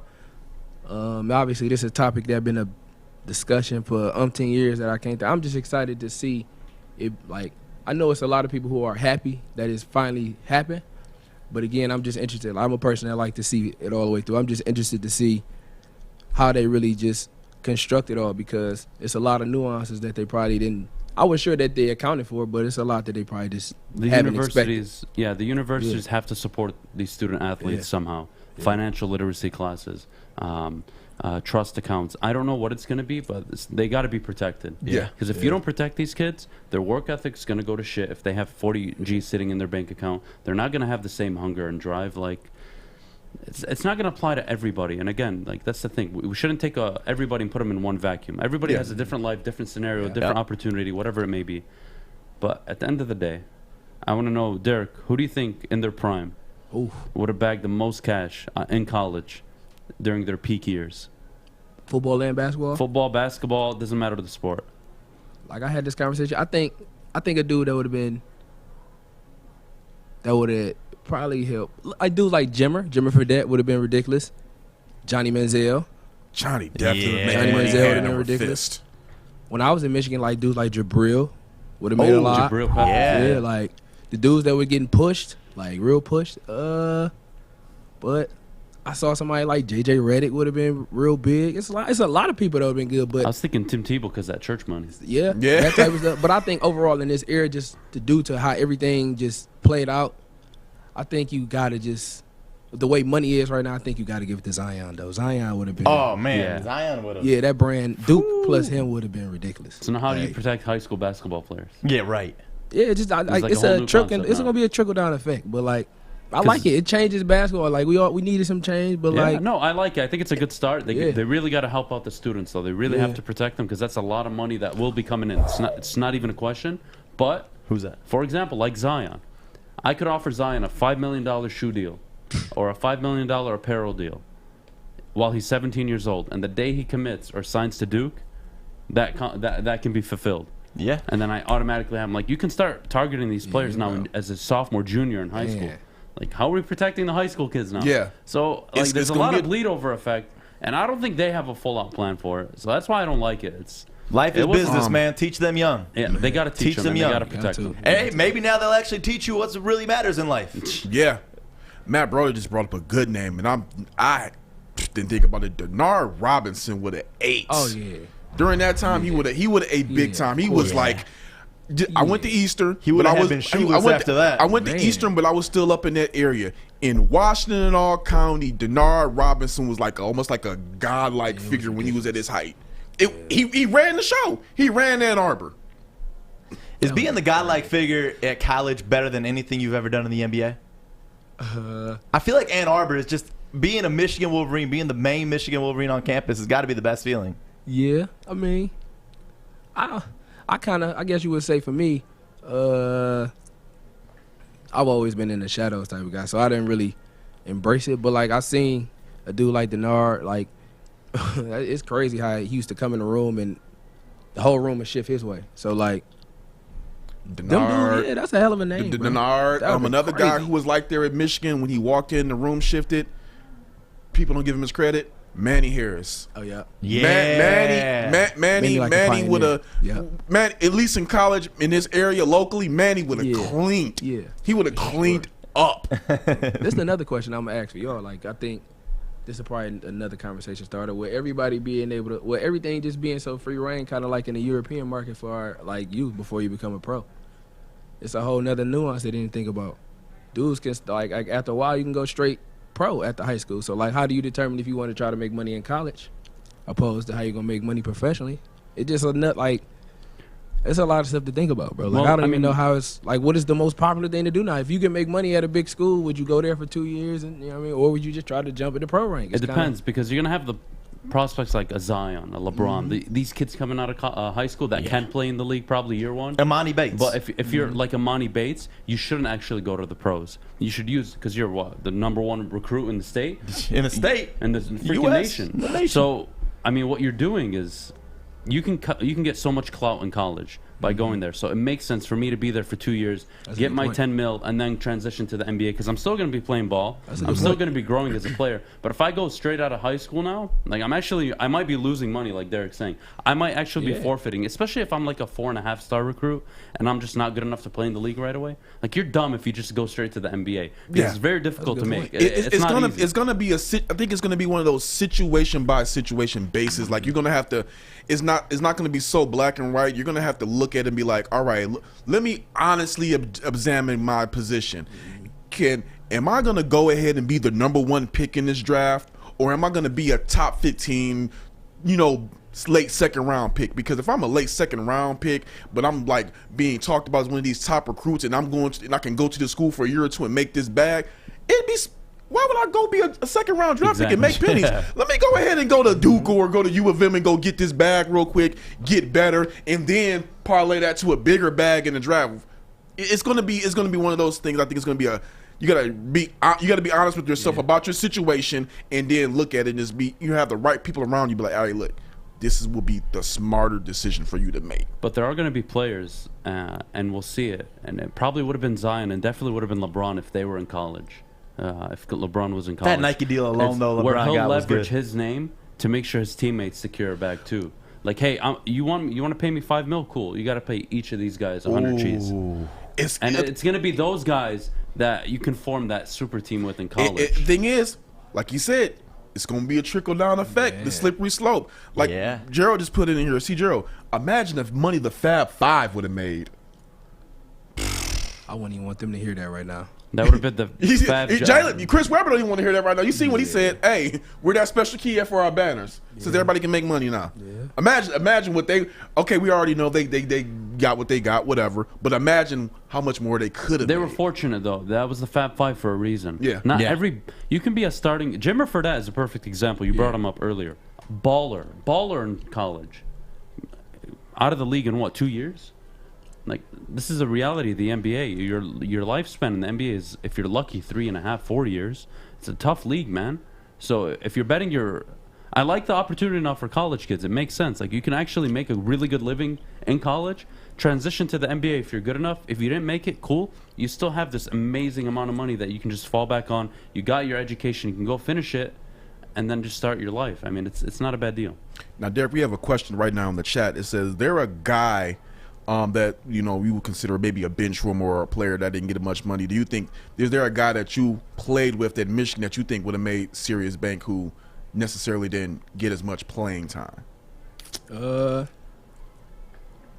I wouldn't say one in particular, just because the way we ran our program, we was always for each other. It's not like, like no matter what the situation may be, we would have made sure each other was fine. So like, no matter what was going on, like again, like it's certain situations where the guys won't be even in position to make that type of money, but you would have the wealth would have got spread. Yeah, definitely. We would not let nobody be out there with nothing at all. That's not even Hey, I just like to see we're taking steps in the right direction. You know, we're making change. We're doing what is right, and it's not only the universities making all this money. The people that are making them this money get to at least get a little bit of that. So that's all that I like to hear. So Derrick Walton, Michigan, University of Michigan, thank you so much for being in. What do you got planned for the day? You say you got to go work out? Man, I'm running. I might be late, man. I might be running late for something right now. You know, I had to come see my guy. I had to see my guy, though. I had to come see my guy. I had to come see my guy. I had to come see you.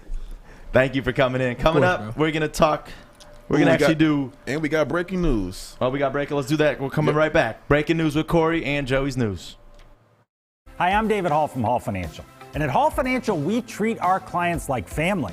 And our number one priority is giving each of our clients 5-star service. Our passion for 5-star service, combined with our expertise, allows us to find the best possible solution for refinancing your home loan. We take the time to focus on both the individual and the numbers. We're going to walk you through the process and close your loan in half the time of our competition.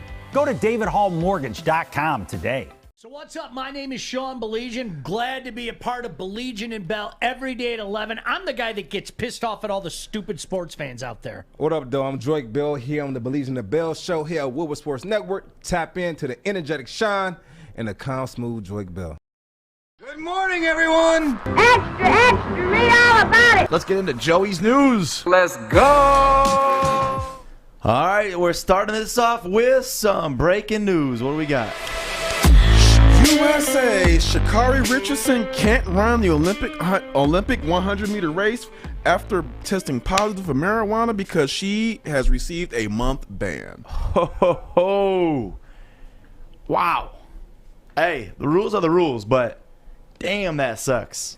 It does suck, but again, as we said earlier, a lot of people are just like, it's only weed, it's only weed. Yep. Again, I talked to a runner and who completed at the USA Olympics. She completed in Beijing in the junior Olympics, and she said that weed can be considered a masking agent for performance enhancing drugs. So while people are saying that it's only weed, she didn't take PEDs, I'm not saying she took PEDs, but it's possible that she could have taken performance enhancing drugs and she smoked to mask it. So that is one reason why they consider marijuana on the banned substance list. And even if she was just smoking recreational, that's still, you can't make that kind of mistake that close to the Olympics. That's the thing. It's, come on, you know what's coming up.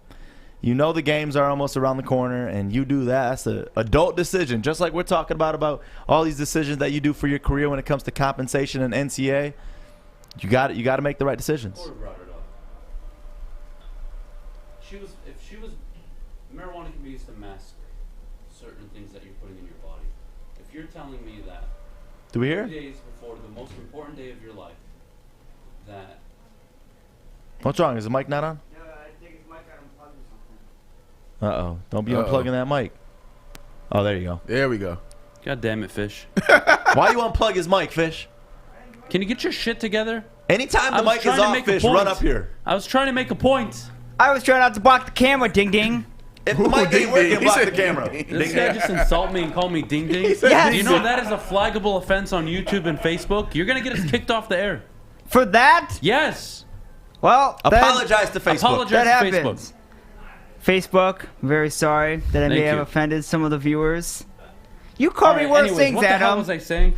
You were talking about the Like, you can't do that 30 days before the most important day of your life. You can't. And if you did, it was because you were hiding something, and that's just the truth. You can't convince me that you were recreationally just having a good time.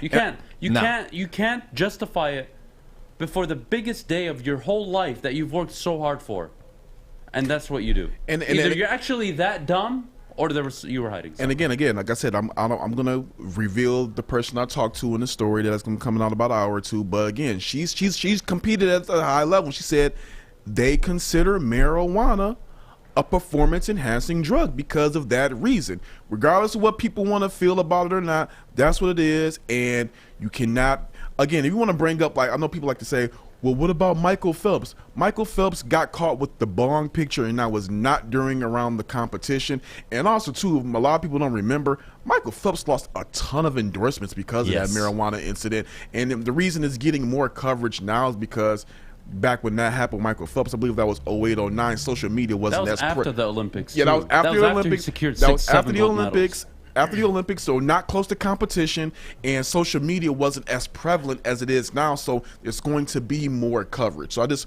hope people have the right context of it, not just saying like, oh, she's getting set up or they're out to get her. No, she took a masking agent right close.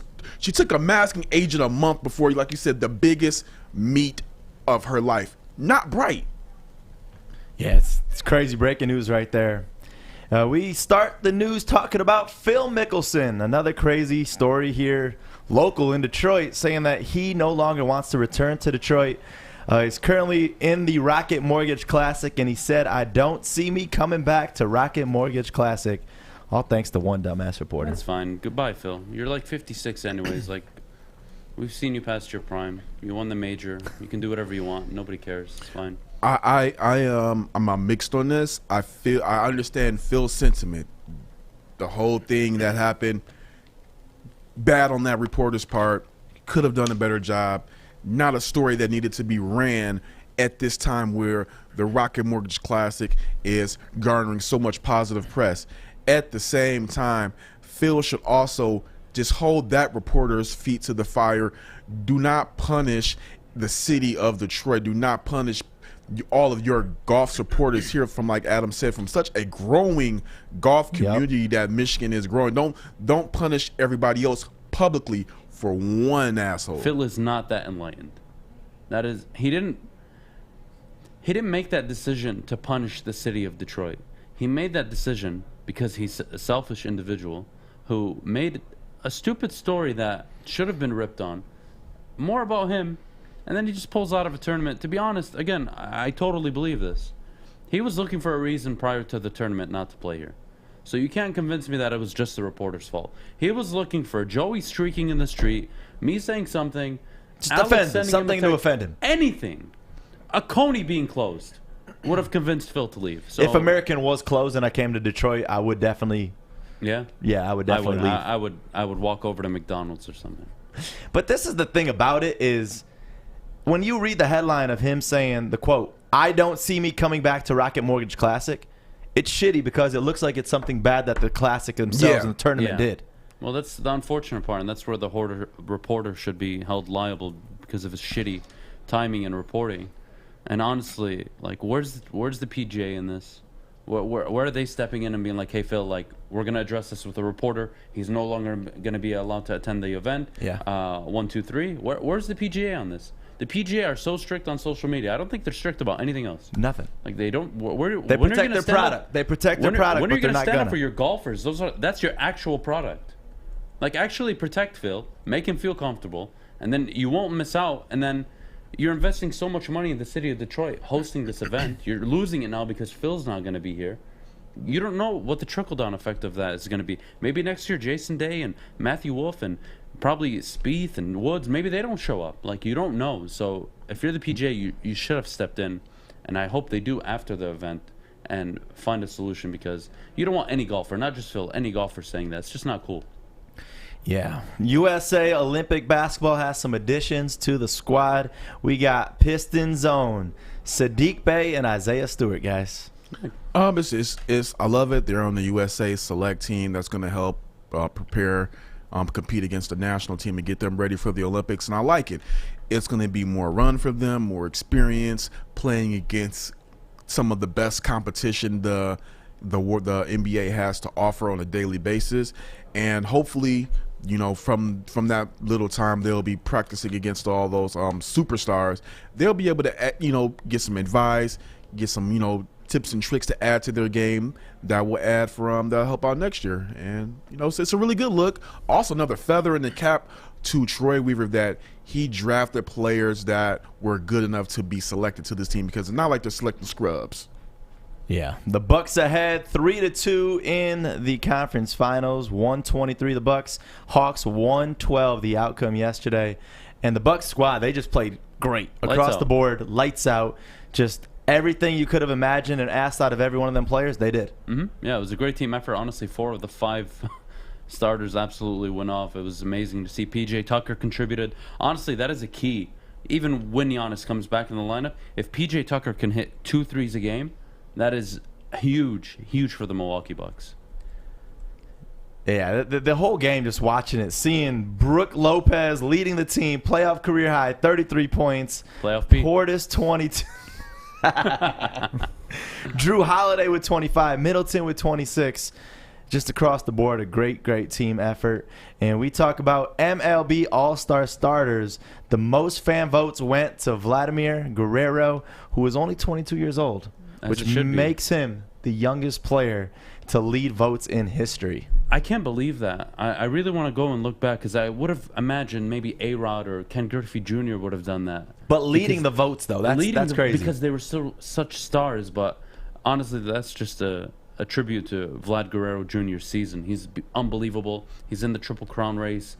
We just need a few people to stop batting like 370. He's about 333 right now, or 334. So Shohei Ohtani. He could be the most recent Triple Crown winner since Miggy. We'll see how the season goes. On this play, you see Mikado throwing out the runner at first. Just so beautiful off of one knee. Man, Manny Machado doing that is what I thought I was doing in high school. And this dude is doing it on the pro level. He actually easily the best arm in the game. Gold Glove contender every single season. Unbelievable. Great range. He makes that throw. Honestly, he makes that throw once a game. Look at this. That's a single on 28 out of the 32 MLB teams. That dude is just nasty. Yep. Save that right there. And lastly, there is no basketball tonight since the Suns ended their series on Wednesday. Suns going to be well rested. Chris Paul getting that break. They were well rested for the Clippers too, so we'll see how it works. Yep, Suns in 4. Suns in 4, baby. That's what happens when you get the Suns in 4, dude. But tonight we got the Tampa Bay Lightning at the Canadiens, and we got to see if the Canadiens can do anything to save this series, because the Lightning are up 2-0. And we go to Jeff for what's trending with Jeff. We got something?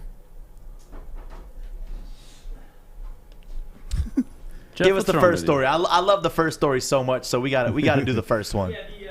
Today on What's Trending with Jeff, we have 3 gem videos. The first one of my favorite videos. I love videos where teachers and students play sports together, specifically basketball, because someone's going to get crossed up. And in this video, they took on the teacher, and they didn't know the teacher had experience crossing people up. Check this out.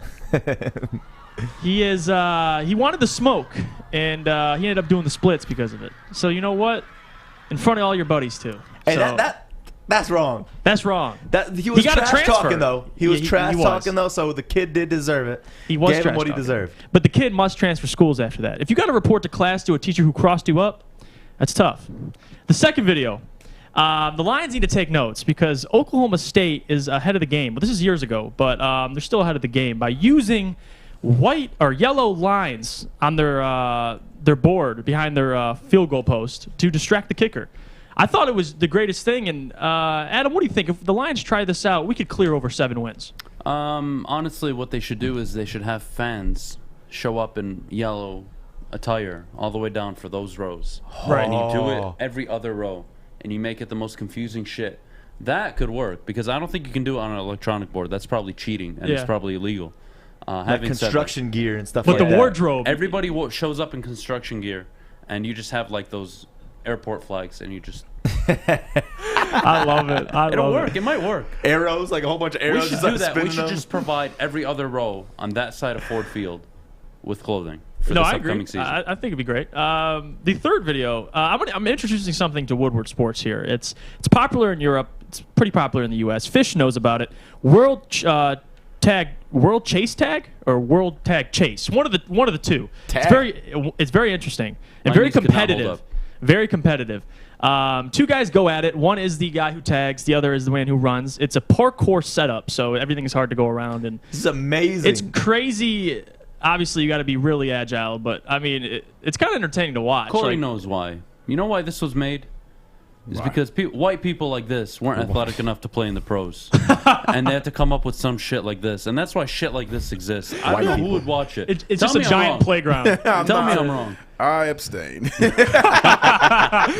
Corey's like, I'm not saying nothing. That's But yeah, amazing. that was all the videos today on What's Trending with Jeff. So If you're that bored, you got to get yourself a new career. Maybe it's tag, but I highly recommend Northwestern Tech because it's a 10.5-month hands-on HVAC program that you got to take advantage of right now. Just check them out, northwesterntech.edu. See for yourself why they are the best, because you hear so much great feedback of just how amazing this is. It's only 10.5 months. Check it out. Hey, it's Joey from Woodward Sports at my favorite downtown Fenton, Bridge Street Exchange. Let's go check out their beautiful store. You know we love Michigan summers. Got to turn up on the lake. Pre-made mixed drinks. They even got their own beautiful Bridge Street Exchange t-shirts. I got mine on. Jewelry, they got you here. I got mine on. Titanium Buzz. If you're not quite ready to ask that big question yet with the jewelry, look nice for your girl. They got polos. And last but not least, the most comfortable shoes on the planet. Hey Dude. They're literally called Hey Dude. Shop here at Bridge Street Exchange, downtown Fenton. Support a locally owned business.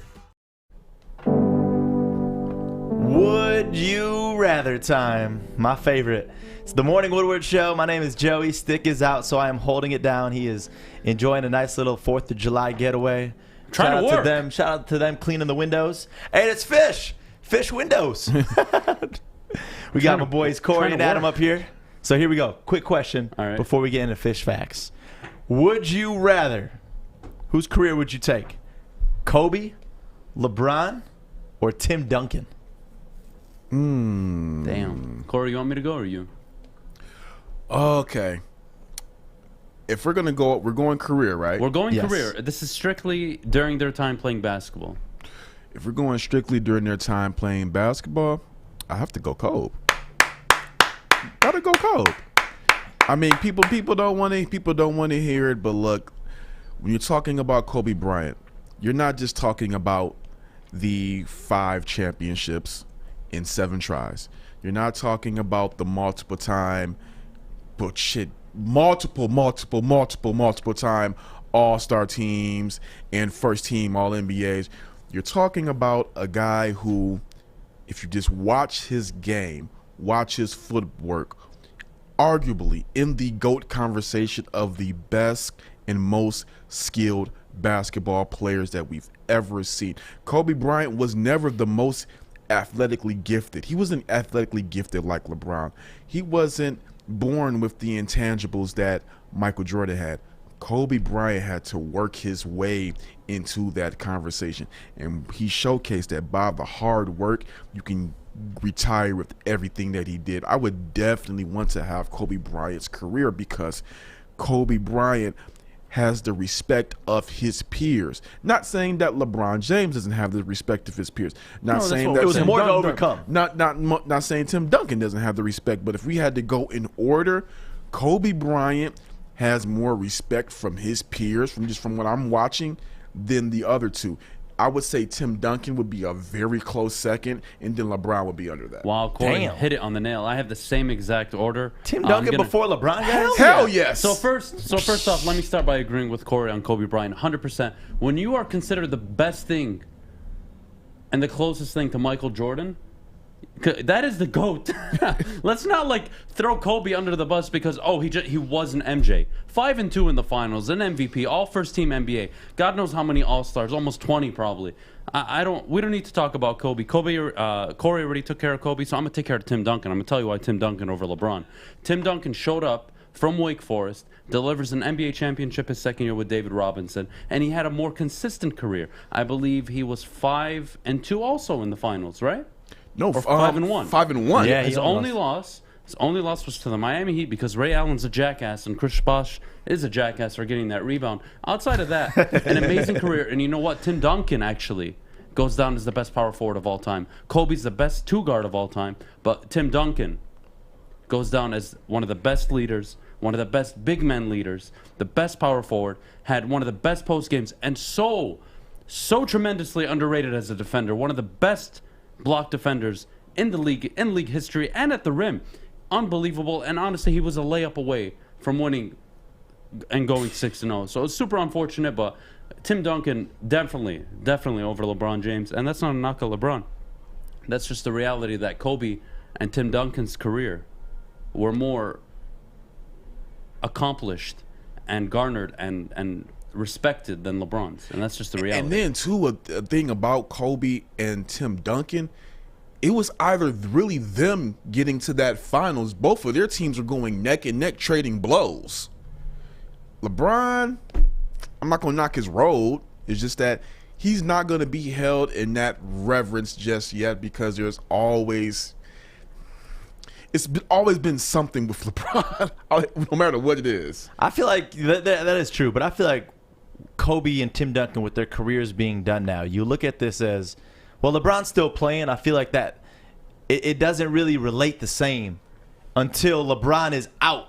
Once LeBron's done and he's retired and we're looking years out, I don't see how you guys don't have LeBron. No, I'm going to look back and I'm going higher. to say if I wanted LeBron's career over Kobe and Tim, I don't know how I could even make that argument. Yeah, I got more MVPs, and I may have scored more points and more assists, but we're talking about career. I'm mentioning everything. I'm 4-6 in the finals, so I've lost more than I've been. I've been to. All right. Yes, I've been to 10, and Kobe's been to 7, and Tim Duncan's only been to 6. But they've somehow won more than me, and they were the 1A every single time on the title teams. Like, Kobe has a respect among his peers, actual Hall of Fame players, a respect that Tim Duncan also garners. And LeBron does have that respect too, but it's not to that level. And yeah, Kobe passed away, but even before he passed away, let's not forget who this guy was. This guy was a dog every single night. You want to talk about Russell Westbrook having that Kobe mentality? Kobe brought it every single night, but it actually helped the team win. And you know what? Even during his prime, when he wasn't supported by a great cast, he still went out, put up 34, 37 a night, and tried to win basketball games. They got him Paul Gasol and Andrew Bynum, who was knee damage waiting to happen, and he took that team to 3 straight finals.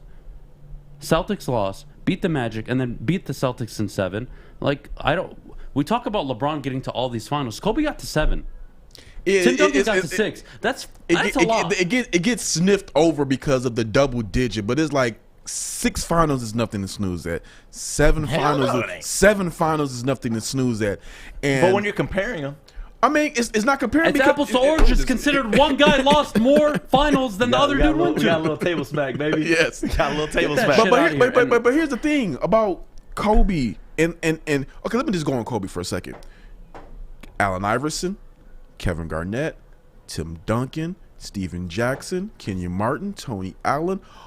Everybody who has played the actual game of basketball say that this is about Kobe Bryant. Kobe Bryant, they lost a little bit of sleep. They had to be on their P's and Q's. LeBron, they just knew they had to prepare for a good opponent. For Kobe, they were just like, fuck, we got to go against this guy. Kobe has the respect of his peers. LeBron has the respect of the media.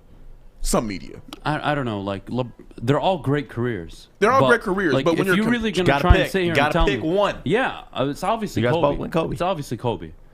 Like, how would you not want to have Kobe's career over LeBron and Tim Duncan? Because I look at LeBron. I mean, don't get me wrong. At Lower Merion, Kobe was still the man. But LeBron's life and the way it all started, the thing that We're we not talking forget about I don't is give a shit about his life. I care about his basketball career. That's his it. basketball career. That's all we're talking about. He just started so young to where he was already at the top.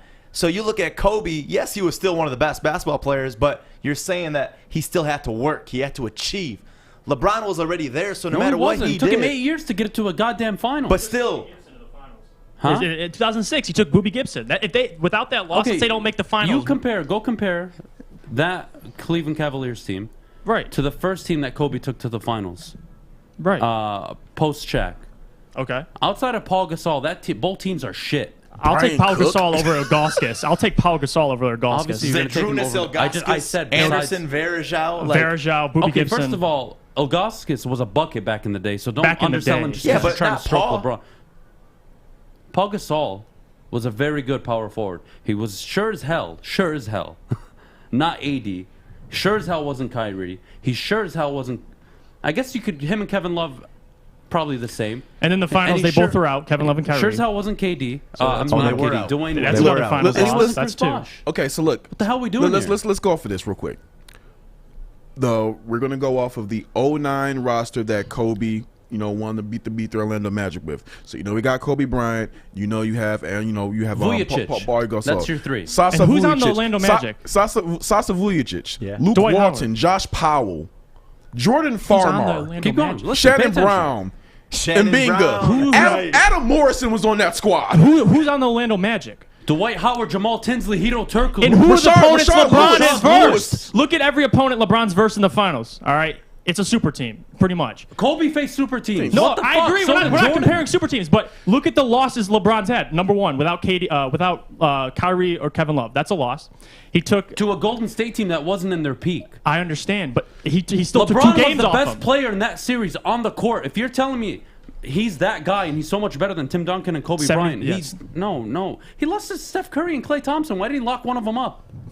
Why didn't he lock Why didn't he one lock one of them up? Yeah, I don't know either. There's like 4 guys that lock up. Steph Curry got Clay. I'm not- Iggy I don't won wanna sit MVP. here You got and Draymond. We know everybody But wanted to here's go my- with LeBron. Yeah, we got to but get going on here's this. my LeBron's thing. second. Last words, Corey, Here's go my ahead. thing about LeBron. If LeBron is great. He's all-time great. Greatest. And he led those teams to the finals. Again, if LeBron is good enough to get through those teams, if he's good enough to knock out those Pistons, those Celtics, and all those teams to get to the finals, how come he's not good enough to get a game? How come now when he gets to the finals he can't push it to a 6, Swept to twice, a 7? 2 gentlemen sweeps. You got two guys sweeps. fucking You kidding got me? 2 sweeps and a gentleman sweep on your record. No, 2 gentlemen sweeps and 2 sweeps. No, 2 sweeps and 1 gentleman sweep. No, 2 gentlemen sweeps. 1 against Golden State, 1 against the Spurs, and 2 sweeps. Both Yeah, the against Spurs. 1 Golden State, 1 against the Spurs. Damn, so he got 2 That's gentlemen. what I'm So he telling got you. 2 gentlemen I don't sweeps wanna and hear 2. it. I'm 2 sick of it. sweeps I don't and like 2 the way gentlemen this topic sweeps. is Top going. 5 player of all time. I'll Kobe give you first. this. We should all agree Kobe's first. Stop But then disrespecting LeBron's second. Kobe, man. LeBron's Yeah. second. Yeah. Sorry. No, Over Tim Duncan. Don't Over get Tim Tim Duncan. I'll take his Hey, championships. it's Tim Fish, I'm Duncan. sorry that we went so late on your facts. I'll You take got to the- speed it through, all right? Time for Fish's Facts on the Morning Woodward Show. Time? Yeah, it is. Fish! Go fish. Fish facts. It's fish! Sorry, Fish, we got to literally speed through these, okay? That's fine. I didn't even know it was on today. So this is a treat. We got the weekend coming up. It's a long weekend. You guys have Monday off. How does it feel getting Monday off? Good? You do too, Fish. Well, I know, but I'm just saying, you Oh. guys... Feels good. I'll be here, Fish. I Me and Art will still be I working. figured you would be Me here. and Art are gonna be Why best are you friends here. working on... Get the day off. Get to your facts, Fish. Hurry up, Fish. I'm trying. All right, that is it for Fish's Facts. No, go ahead. No, What do you could got? end it. No, go ahead. All right, we Give have us one. two your best. All right, there was a guy who played on the Bucks yesterday. His name is Bobby Portis. He took 20 shots in his first career playoff start that ties Middleton and Holiday for the most attempts by a Buck last night. Portis finished with 22 points, 8 rebounds. So that's why the Bucks won, Adam, because they had him. They don't need Giannis. They got him. We go to the Blue Jays, last one. The Blue Jays have 3 position player all-star starters in Vladimir Guerrero Jr., Marcus Semien, and Triscar Hernandez. That'll be Blue Jays' second most position player in all-star game behind only 1993 when they had 4. John Orud, Paul Moulter, Joe Carter, and Roberto Almar. That looks very good. You guys are not talking, so this is not as... You're doing your thing. Go ahead. We have, I'm admiring your facts. Yeah. Keep going. I'm enjoying this. All right, cool. We have birthdays today. Okay. We have the guy who doinked it off his head.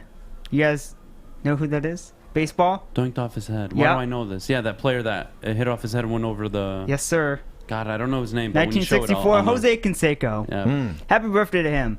But I would advise you not to send him those clips because he might pull a Phil Mickelson and be angry. He's not going to do shit. Oh, there we go. Well, I have another birthday, 1979, Joe Thornton. Happy birthday to both of them. A Leaf now. Leafs, by the way, 1967, bitch. No, that's not going to work. We have a Michigan birthday. There we go. 1985, Chad Henne. Oh, man. Greatest quarterback. Those are the facts. You guys are the best. You're awesome, Fish. You got I hope Joe's you have a great dumbass. weekend, Fish. I hope you have. I want you to win some money at them. I will. really always do. I always do. But I just worry when you pick draws. No, Fish. I am full of money. I'm good. Okay. Thank you, Fish. That's Fish's Facts. And now it's time for the dumbass of the day. The Detroit Pistons select Darko Milicic. World's dumbest criminal. Well, so much for me calling him savvy because he had no idea where he's on the field. When he crosses too many timeouts, it's a technical foul. Dumbass! And today's dumbass of the day is a gentleman sitting in this very room. Oh, no. Unfortunately, we give him access to our Woodward Sports account. It's Jeff. Oh, let's Jeff go. is the dumbass of the day today because why? He don't make the show go over 10. Over 10. In the YouTube chat that It's make already you wanna over punch 10, him. so let's keep going. All right, let's keep going, Adam. What do you got? Listen, Jeff. You're a dumbass of the day because you're gonna sit here and make excuses for LeBron James. No excuses. No excuses. That's all you came up with. It's facts. Listen, listen. Go on. We're I'll let Adam talk, about and then this. I'm going to talk. Let you talk real quick. All right. I already said all my points. My points are actually valid, and he just read off the 09 Lakers for That's you. fine. And He it's has just as shit as LeBron's 07 Cavs. Okay. And we're sitting here crying for LeBron. I'm done doing it. I'm not sick of making excuses. Okay, let me talk, Adam. All right, let me talk. Now I'm going to give you the floor. Go So. ahead. Dumbass of the day. I'm not making excuses for LeBron, but when you bring up, you have to bring up context with everything, right? So you could say he's been to 10, he's been to 7, but you can argue. This is not excusing, but like some of those losses, are they completely LeBron's fault? It's not about whose fault. It's I'm at just the saying, end of the day. at the end of the if you day, get your team there, you're the best player in the world. If you tell me I have a 40% chance of winning in the finals when you take me there, I'm not interested. Especially when I have a guy who's 5-1 and 5-2. And the guy who's lost to a super team Celtics the first time, and it took them to add Ron Artest and a lot of other pieces around him because of how good that team was at the time. Yeah, you're arguing Kobe. Kobe's first. But Duncan over LeBron? Please. Yes, Duncan over LeBron. I could build more around Duncan than I can around LeBron. And All right, I'm ending it All there. right, I'm the ending real it there. dumbass of the day That's a goes dumbass. to Robert Snell's clickbaiting ass of the Detroit Oh, yeah, News. him too. Dumbass right there. Don't bring that shit to Detroit. That's all I got to say. Leave Detroit, please. Just leave Do us Detroit. all a favor. Yes, go back 20 years just to get You some and LeBron clickbait James. article. Thank you for listening to the Morning Woodward Show, watching us, waking up with us every single day. I'm excited. 4th of July weekend. We're going to be out there at the Rocket Mortgage Classic. You guys enjoy the rest of your day. Don't kill yourself on fireworks. And we got a comment on the chat. Who is our winner for the 25K kick for crypto? His name is, I think, Brian from Facebook. I already messaged him. Awesome. Congratulations, Brian. Everybody enjoy your weekends. Your next Thank you chance so at much. 12 o'clock with Baligian and Bell. Going to be on from 11 a.m. till 1 p.m. See you guys. Bye-bye.